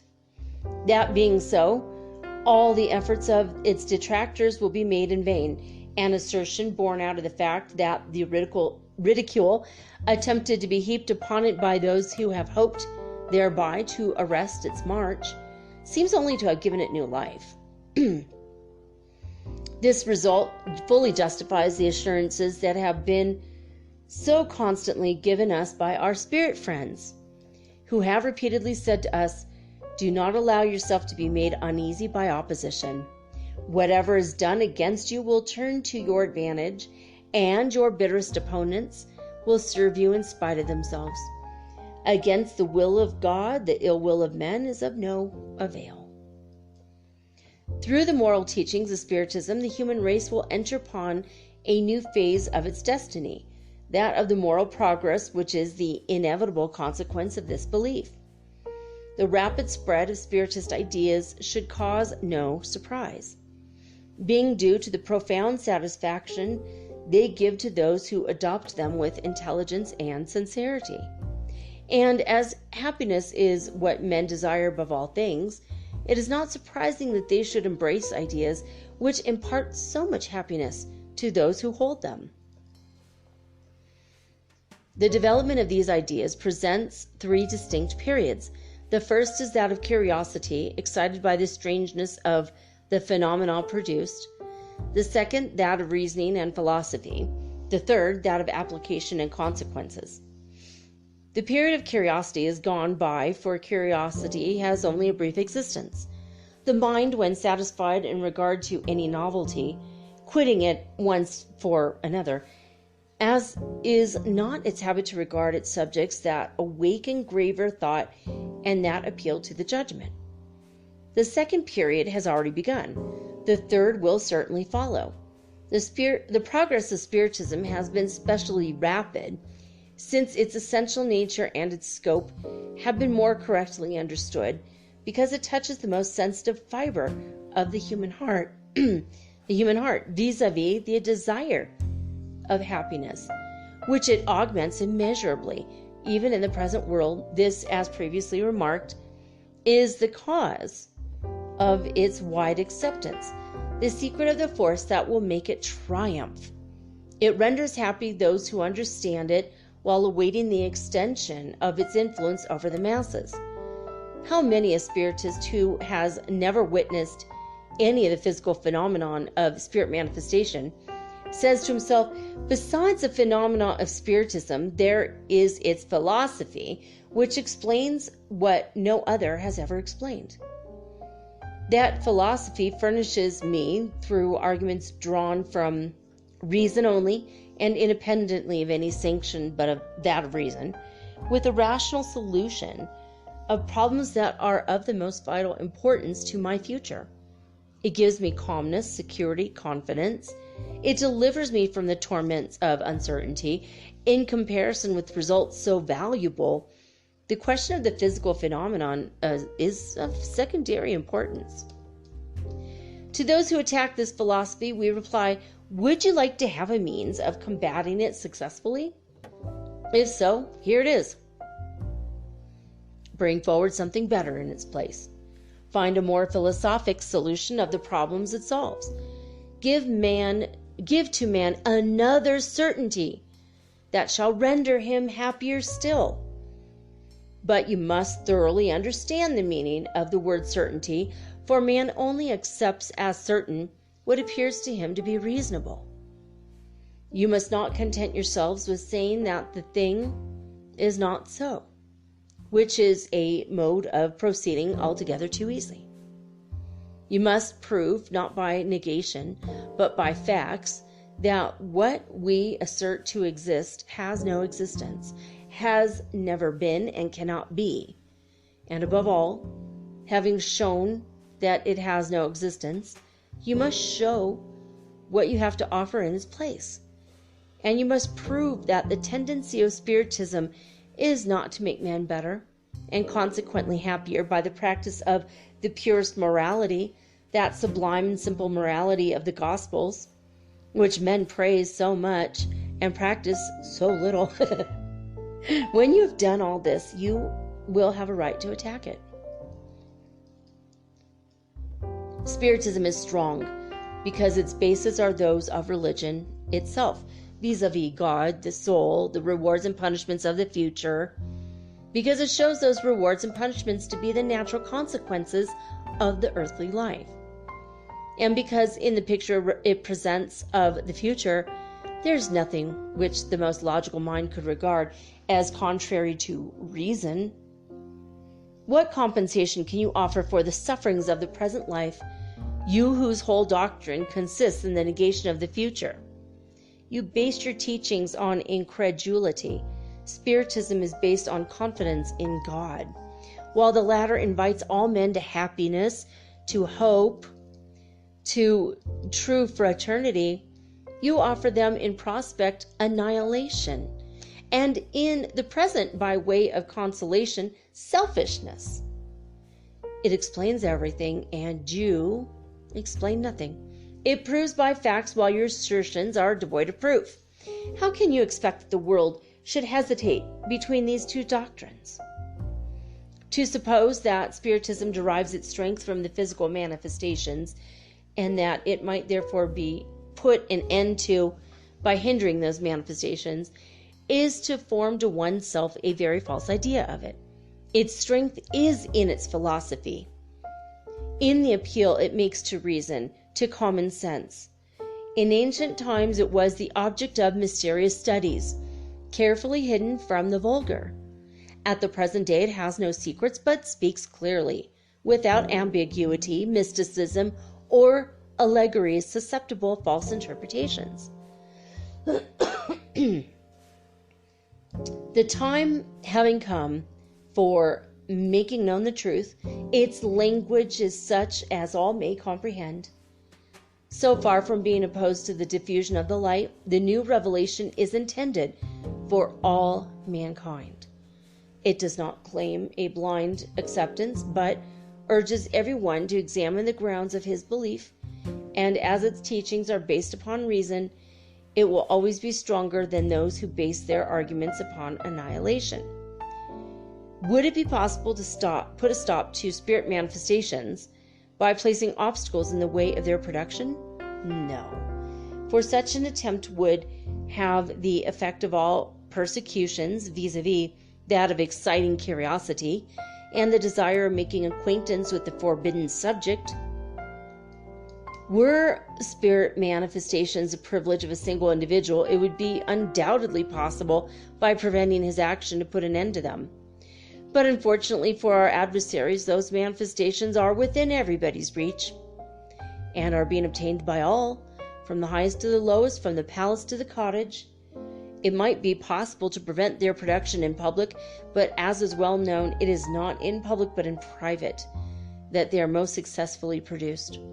And as any one may be a medium, how would it be possible to prevent each family in the privacy of its own home, each individual in the silence of his own chamber, each prisoner even in his cell, from holding communication with invisible beings all around him, for the very presence of those who should endeavor to prevent them from doing so?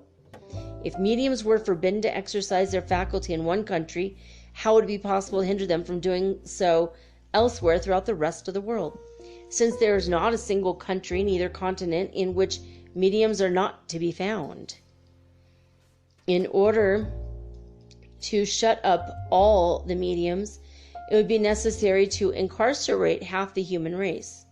And even if it were possible, which would scarcely be easier, to burn all the spiritist books in existence, they would at once be reproduced, because the source from which they emanate is beyond the reach of attack. And it is impossible to imprison or to burn the spirits who are their real authors. Spiritism is not the work of any man. No one can claim to have created it, for it is as old as creation itself. It is to be found everywhere in all religions, and in the Catholic religion even more than in the others, and with more authoritative inculcation, for the Catholic dogma contains all that constitutes Spiritism: admission of the existence of spirits of every degree, their relations, occult and patent, with mankind, guardian angels, reincarnation, the emancipation of the soul during the present life, second sight, visions, manifestations of every kind, including even tangible apparitions. As for demons, they are nothing else than bad spirits, and with the exception of the belief that the former are doomed to evil forever, while the path of progress is not closed against the others, there is between them only a difference of name. What is the special and peculiar work of modern spiritism? To make a coherent whole of what has hitherto been scattered, to explain in clear and precise terms what has hitherto been wrapped up in the language of allegory, to eliminate the products of superstition and ignorance from human belief, leaving only what is real and actual. This is its mission, but that of a founder does not belong to it. It renders evident that which already exists. It coordinates but creates nothing, for its elements are of all countries and of every age. Who then could flatter himself with the hope of being able to stifle it, either by ridicule or by persecution? If it were possible to proscribe it in one place, it would reappear in another, or on the very spot from which it had been banished, because it exists in the constitution of things, and because no man can annihilate that which is one of the powers of nature, or veto that which is in virtue of the divine decrees. But what interest could any government have in opposing the propagation of spiritist ideas? Those ideas, it is true, are a protest against the abuses that spring from pride and selfishness. But although such abuses are profitable to the few, they are injurious to the many, and spiritism would therefore have the masses on its side, while its only adversaries would be those who profit by the abuses against which it protests.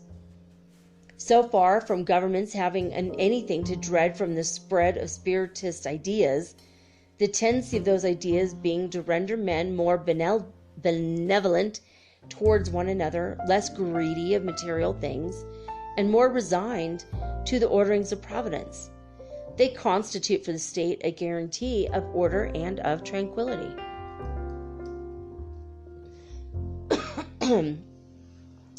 Conclusion 7. Spiritism presents three different aspects vis-a-vis the facts of spirit manifestation, the philosophic and moral principles deducible from those facts, and the practical applications of which those principles are susceptible. Hence, three classes into which its adherents are naturally divided, or rather, 3 degrees of advancement by which they are distinguished. First, those who believe in the reality and genuineness of spirit manifestations, but confine themselves to the attestation of these, and for whom spiritism is merely an experimental science. Second, those who comprehend its moral bearings. Third, those who put in practice, or at least endeavor to put into practice, the system of morality, which it is the mission of spiritism to establish. Whatever the point of view, experimental, scientific, or moral, from which these strange phenomena are considered, everyone perceives that they are ushering in an entirely novel order of ideas, which must necessarily produce a profound modification of the state of the human race. And everyone who understands the subject also perceives that this modification can only be for good. As for our adversaries, they may also be grouped into 3 categories. First, those who systematically deny whatever is new or does not proceed from themselves, and who speak without knowing what they're talking about. To this class belong all those who admit nothing beyond the testimony of their senses. They have not seen anything, do not wish to see anything, and are still more unwilling to go deeply into anything. They would, in fact, be unwilling to see too clearly, for fear of being obliged to confess that they have been mistaken. They declare that spiritism is chimerical, insane, utopian, and has no real existence, as the easiest way of settling the matter. They are the willfully incredulous. With them may be classed those who have condescended to glance at the subject in order to be able to say, I've tried to see something of it, but I've not been able to succeed in doing so. And who do not seem to be aware that half an hour's attention is not enough to make them acquainted with a new field of study. Second, those who, although perfectly aware of the genuineness of the phenomena, oppose the matter from interested motives. They know that Spiritism is true, but afraid of consequences, so they attack it as an enemy. Third, those who dread the moral rules of Spiritism as constituting too severe a censure of their acts and their tendencies.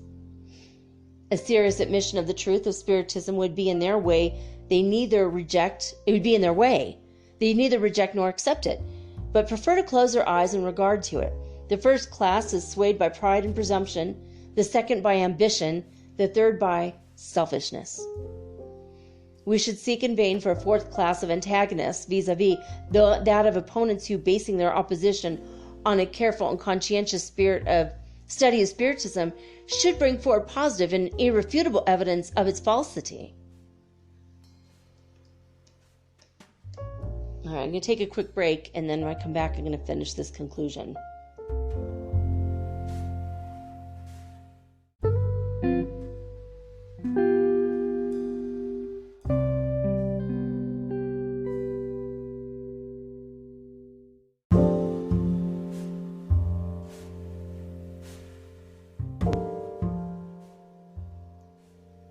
It would be hoping too much of human nature to imagine that it could be suddenly transformed by Spiritist ideas. The action of these undoubtedly is not the same, nor is it equally powerful in the case of all those by whom they are professed. But their result, however slight it may be, is always beneficial, if only by proving the existence of an extracorporeal world and thus disproving the doctrines of materialism.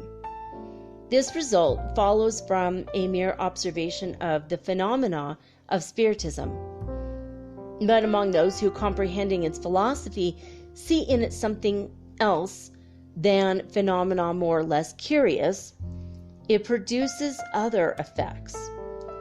The first and most general of these is the development of the religious sentiment, even in those who, without being materialists, are indifferent to spiritual things. And this sentiment leads to contempt of death.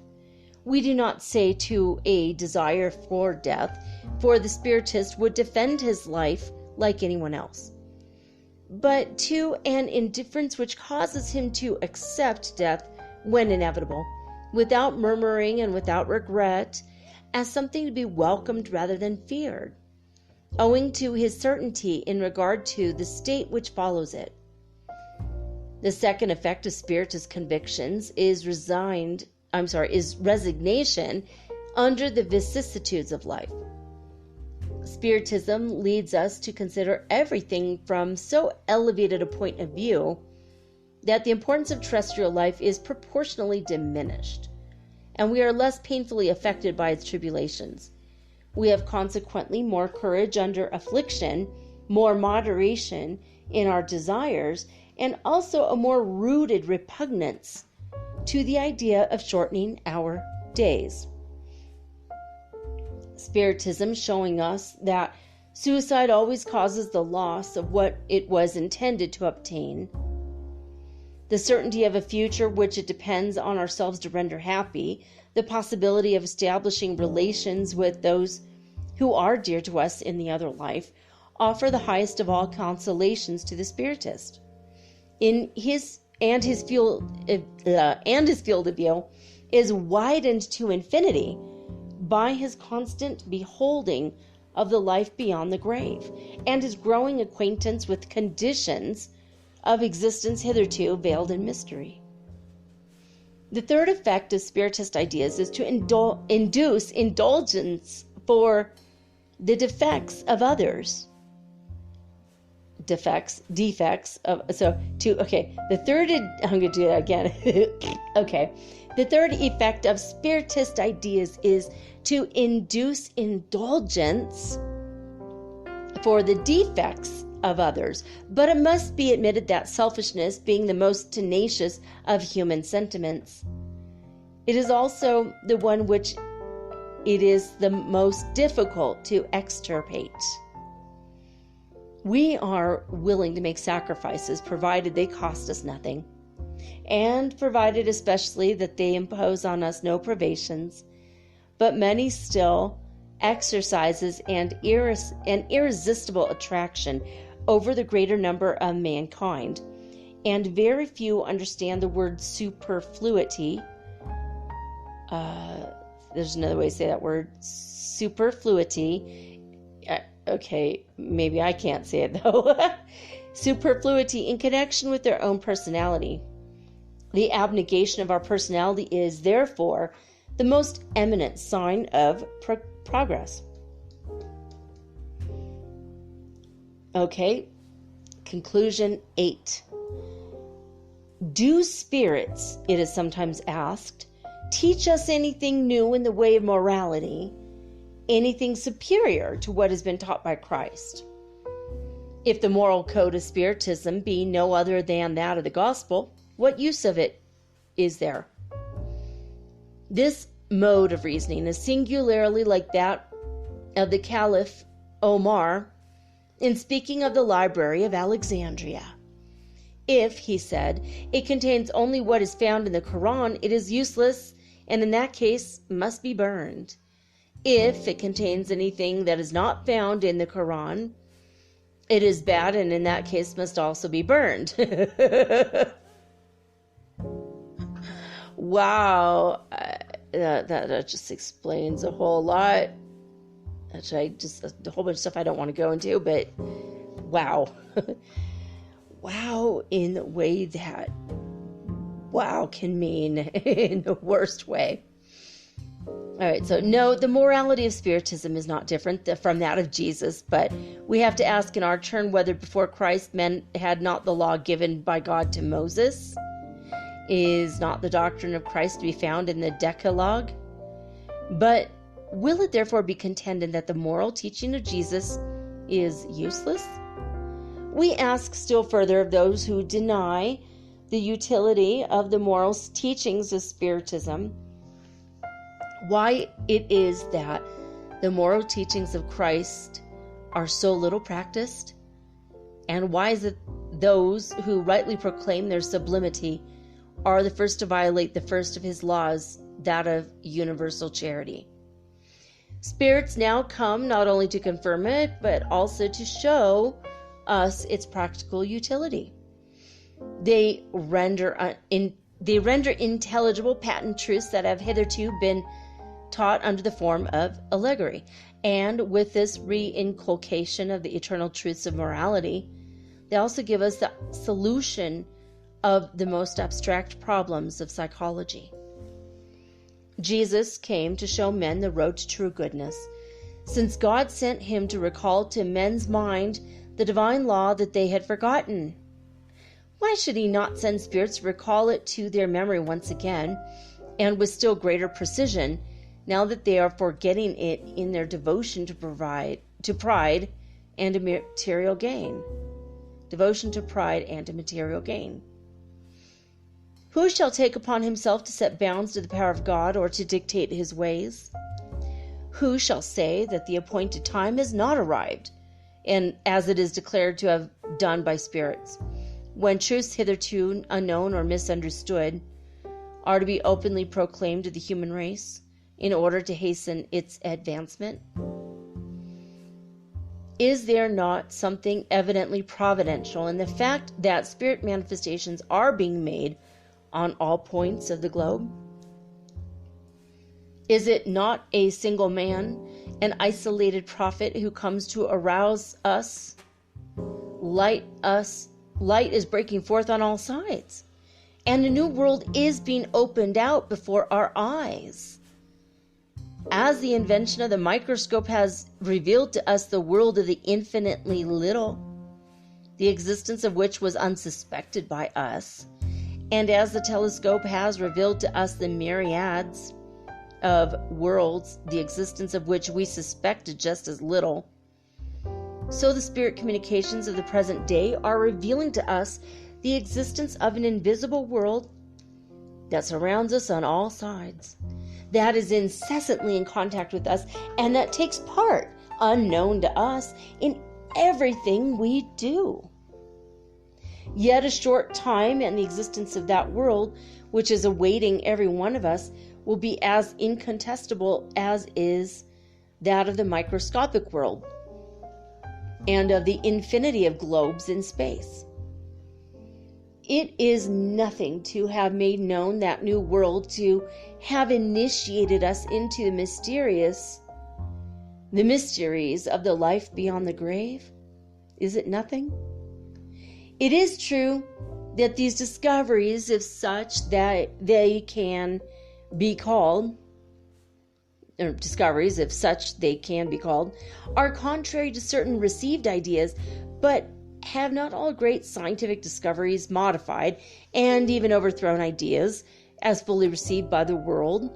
And has not our pride of opinion had to yield to evidence? It will be the same in regard to Spiritism, which ere long will have taken its place among the other branches of human knowledge. Communication with the beings of the world beyond the grave enables us to see and to comprehend the life to come, initiates us into the joys and sorrows that await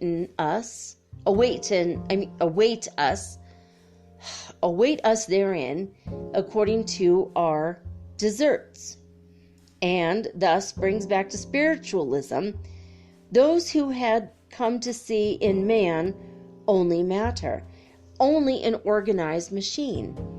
We are therefore justified in asserting that the facts of Spiritism have given the death blow to materialism.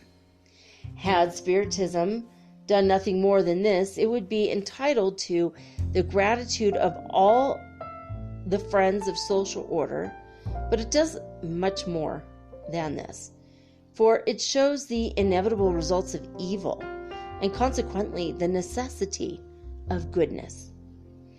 The number of those whom it has brought back to better sentiments, whose evil tendencies it has neutralized, and whom it has turned from wrongdoing, is already larger than it is usually supposed, and is becoming still more considerable every day, because the future is no longer for them a vague imagining, a mere hope, but a fact, the reality of which is felt and understood when they see and hear those who have left us lamenting or rejoicing over what they did when they were here upon the earth.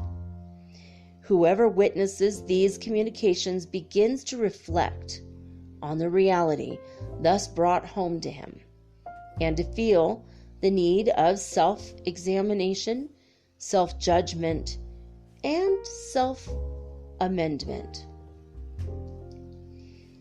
Conclusion 9, and this is the final conclusion. The fact that differences of opinion exist among Spiritists in regard to certain points of doctrine has been used by opponents as a handle against it. It is not surprising that, in the beginning of a new science, when the observations on which it is based are still incomplete, the subjects of which it treats should have been regarded by its various adherents from their own point of view, and that contradictory theories should have thus been put forth. But a deeper study of the facts in question has already overthrown most of those theories, and among others that which attributed all spirit communications to evil spirits, as though it were impossible for God to send good spirits to men. A supposition that is at once absurd, because it is in opposition to the facts of the case, and impious, because it is a denial of the power and goodness of the Creator. Our spirit guides have always advised us not to trouble ourselves about divergences of opinion among spiritists, assuring us that unity of doctrine will eventually be established. And we accordingly see that this unity has already been arrived at in regard to the major parts of the points at issue, and that divergences of opinion in regard to others are disappearing day by day.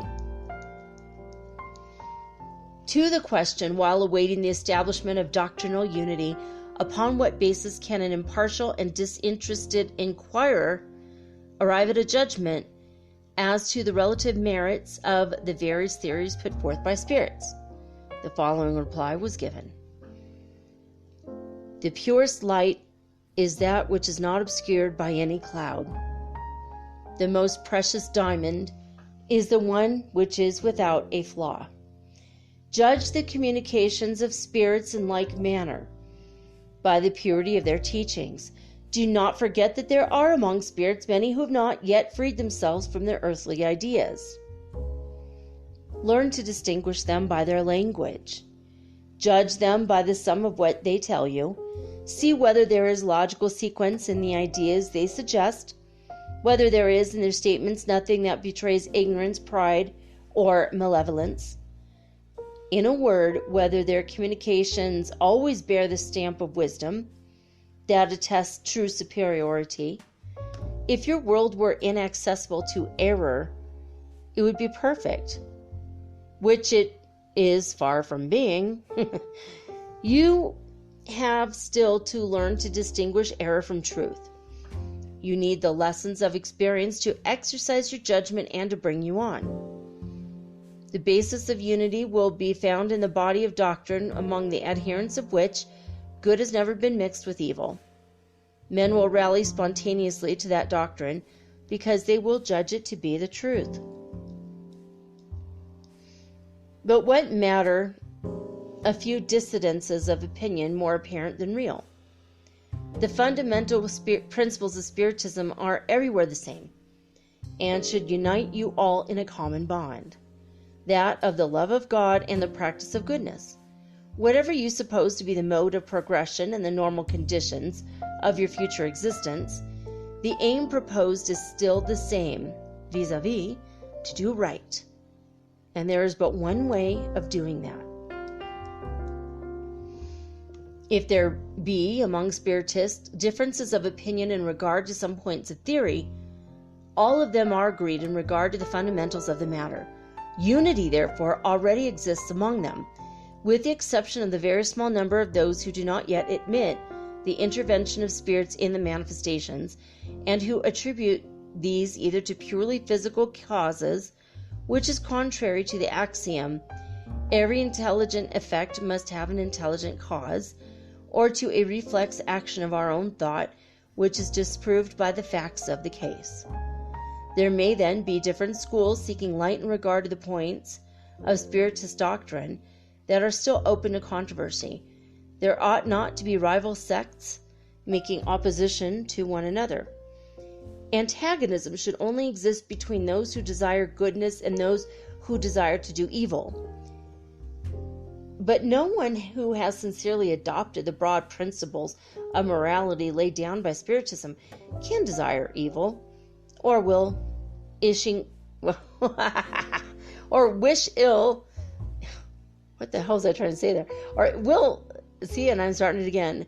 Or wish ill to his neighbor, whatever may be his opinions in regard to points of secondary importance. If any school be in error, it will obtain light sooner or later. If it seeks honestly and without prejudice, and all schools possess meanwhile a common bond that should unite them in the same sentiment. All of them have a common aim. It matters little what road they take, provided it leads to the common goal. None should attempt to impose their opinion by force, whether physical or moral, and any school that should hurl its anathema at another would be clearly in the wrong, for it would evidently be acting under the influence of evil spirits. The only force of an argument, it is intrinsic reasonableness, and moderation will do more to ensure the triumph of the truth than diatribe envenomed by envy and jealousy. Good spirits preach only union and love of the neighbor, and nothing malevolent or uncharitable can ever proceed from a pure source. As bearing on the subject of the foregoing remarks, and also as a fitting termination of the present work, we subjoin the following message from the spirit of St. Augustine, a message conveying counsels well worthy of being laid to heart by all who read it. Long enough have men torn one another to pieces, anathematizing each other in the name of a God of peace and of mercy, whom they insult by such a sacrilege. Spiritism will eventually constitute a bond of union among them by showing what is truth and what is error. But there will still be, and for a long time to come, scribes and Pharisees who will reject it as they rejected Christ. Would you know the quality of the spirits who influence the various sects into which the world is divided? Judge them by their deeds and by the principles they profess. Never did good spirits instigate to the commission of evil deeds, nor did they counsel or condone murder or violence. Never did they excite party hatreds, the thirst for riches and honors, or greed of earthly things.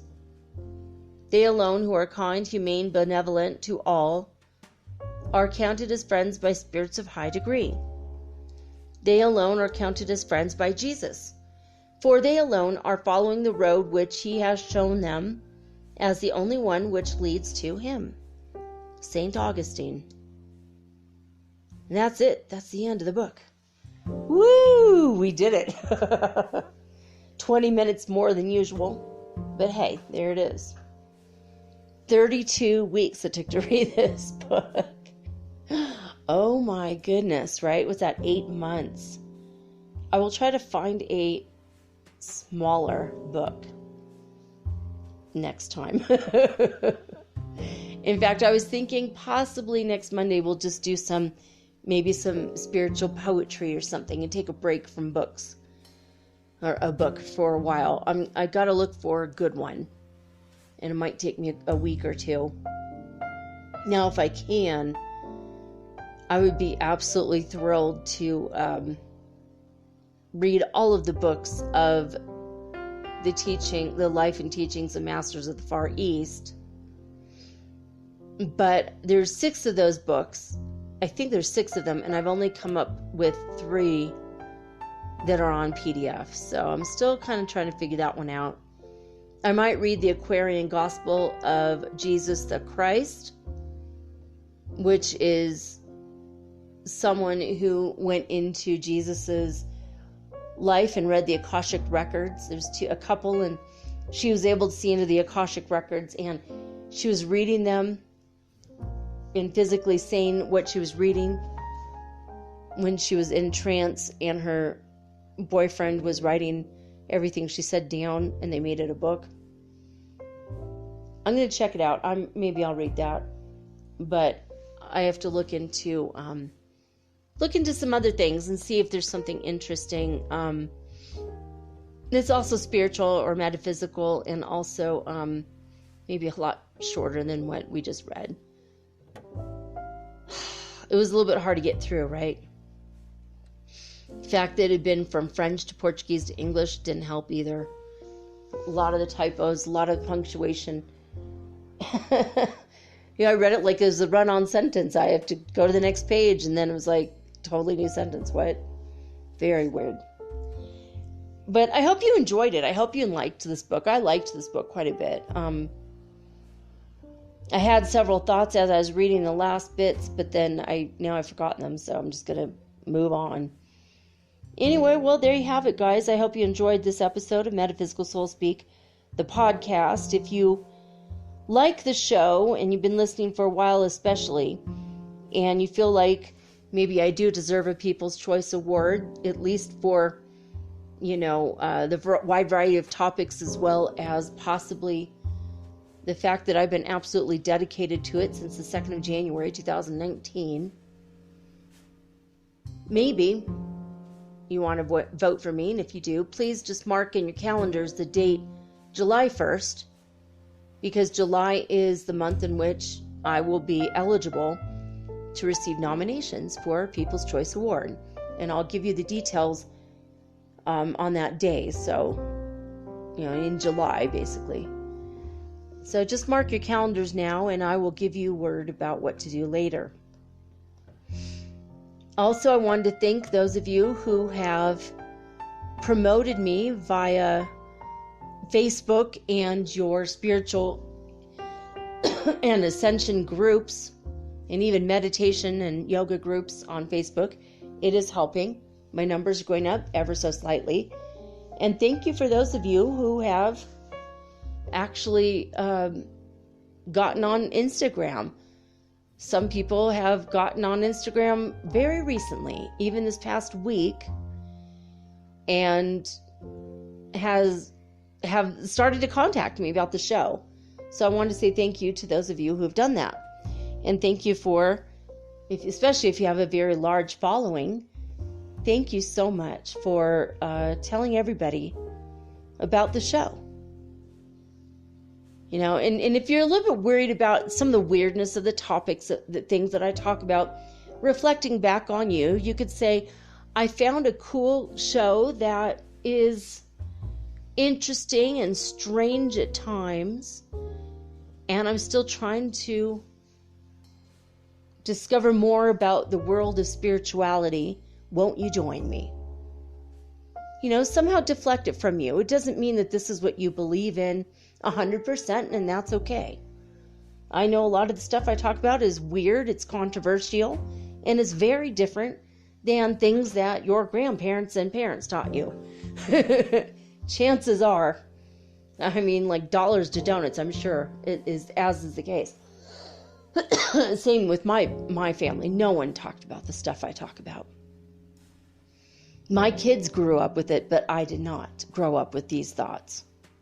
I did, but secretly. I never told my parents what I was thinking. They didn't know that I was telepathic. My mom didn't know that she came from a long line of witches. My birth parents, I don't think they have any clue to the spiritual things that I talk about.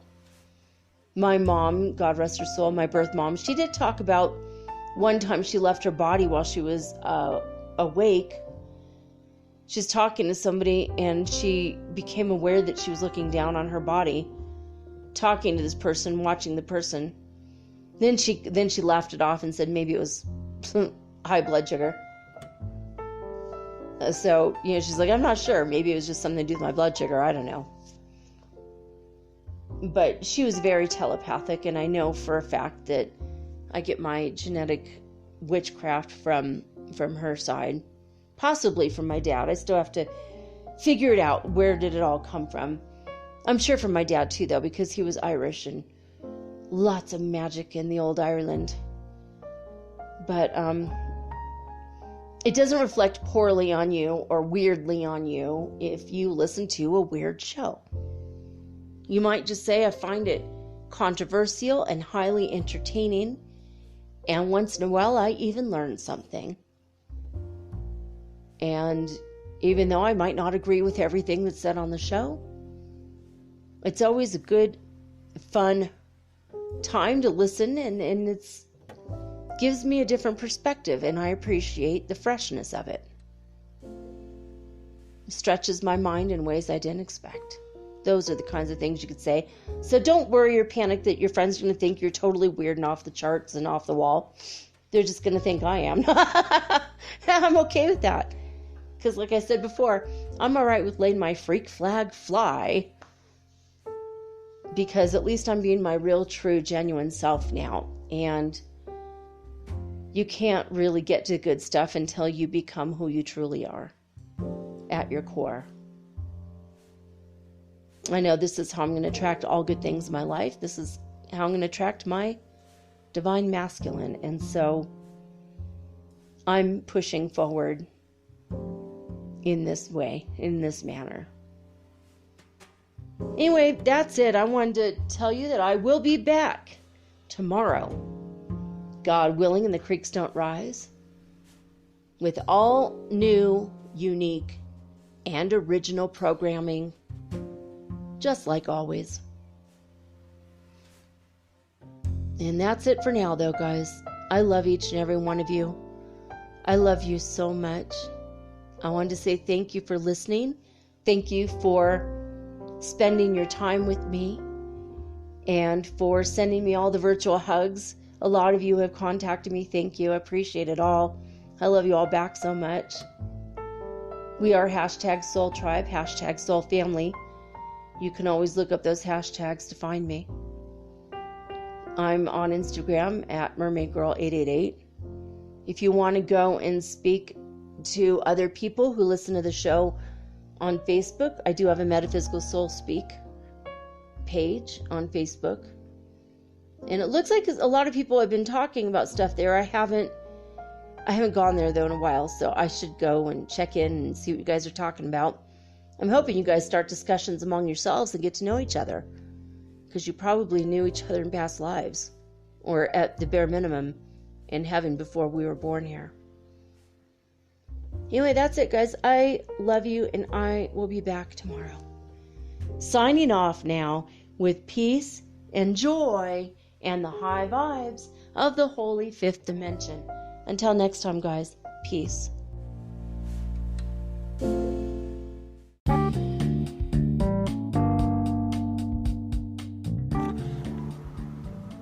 Metaphysical Soul Speak is run on sponsors and listener support. This means listeners like you. If you are so inclined to support my efforts and my little podcast, please visit me at anchor.fm/metaphysical and pledge an amount of your choosing today. Thank you.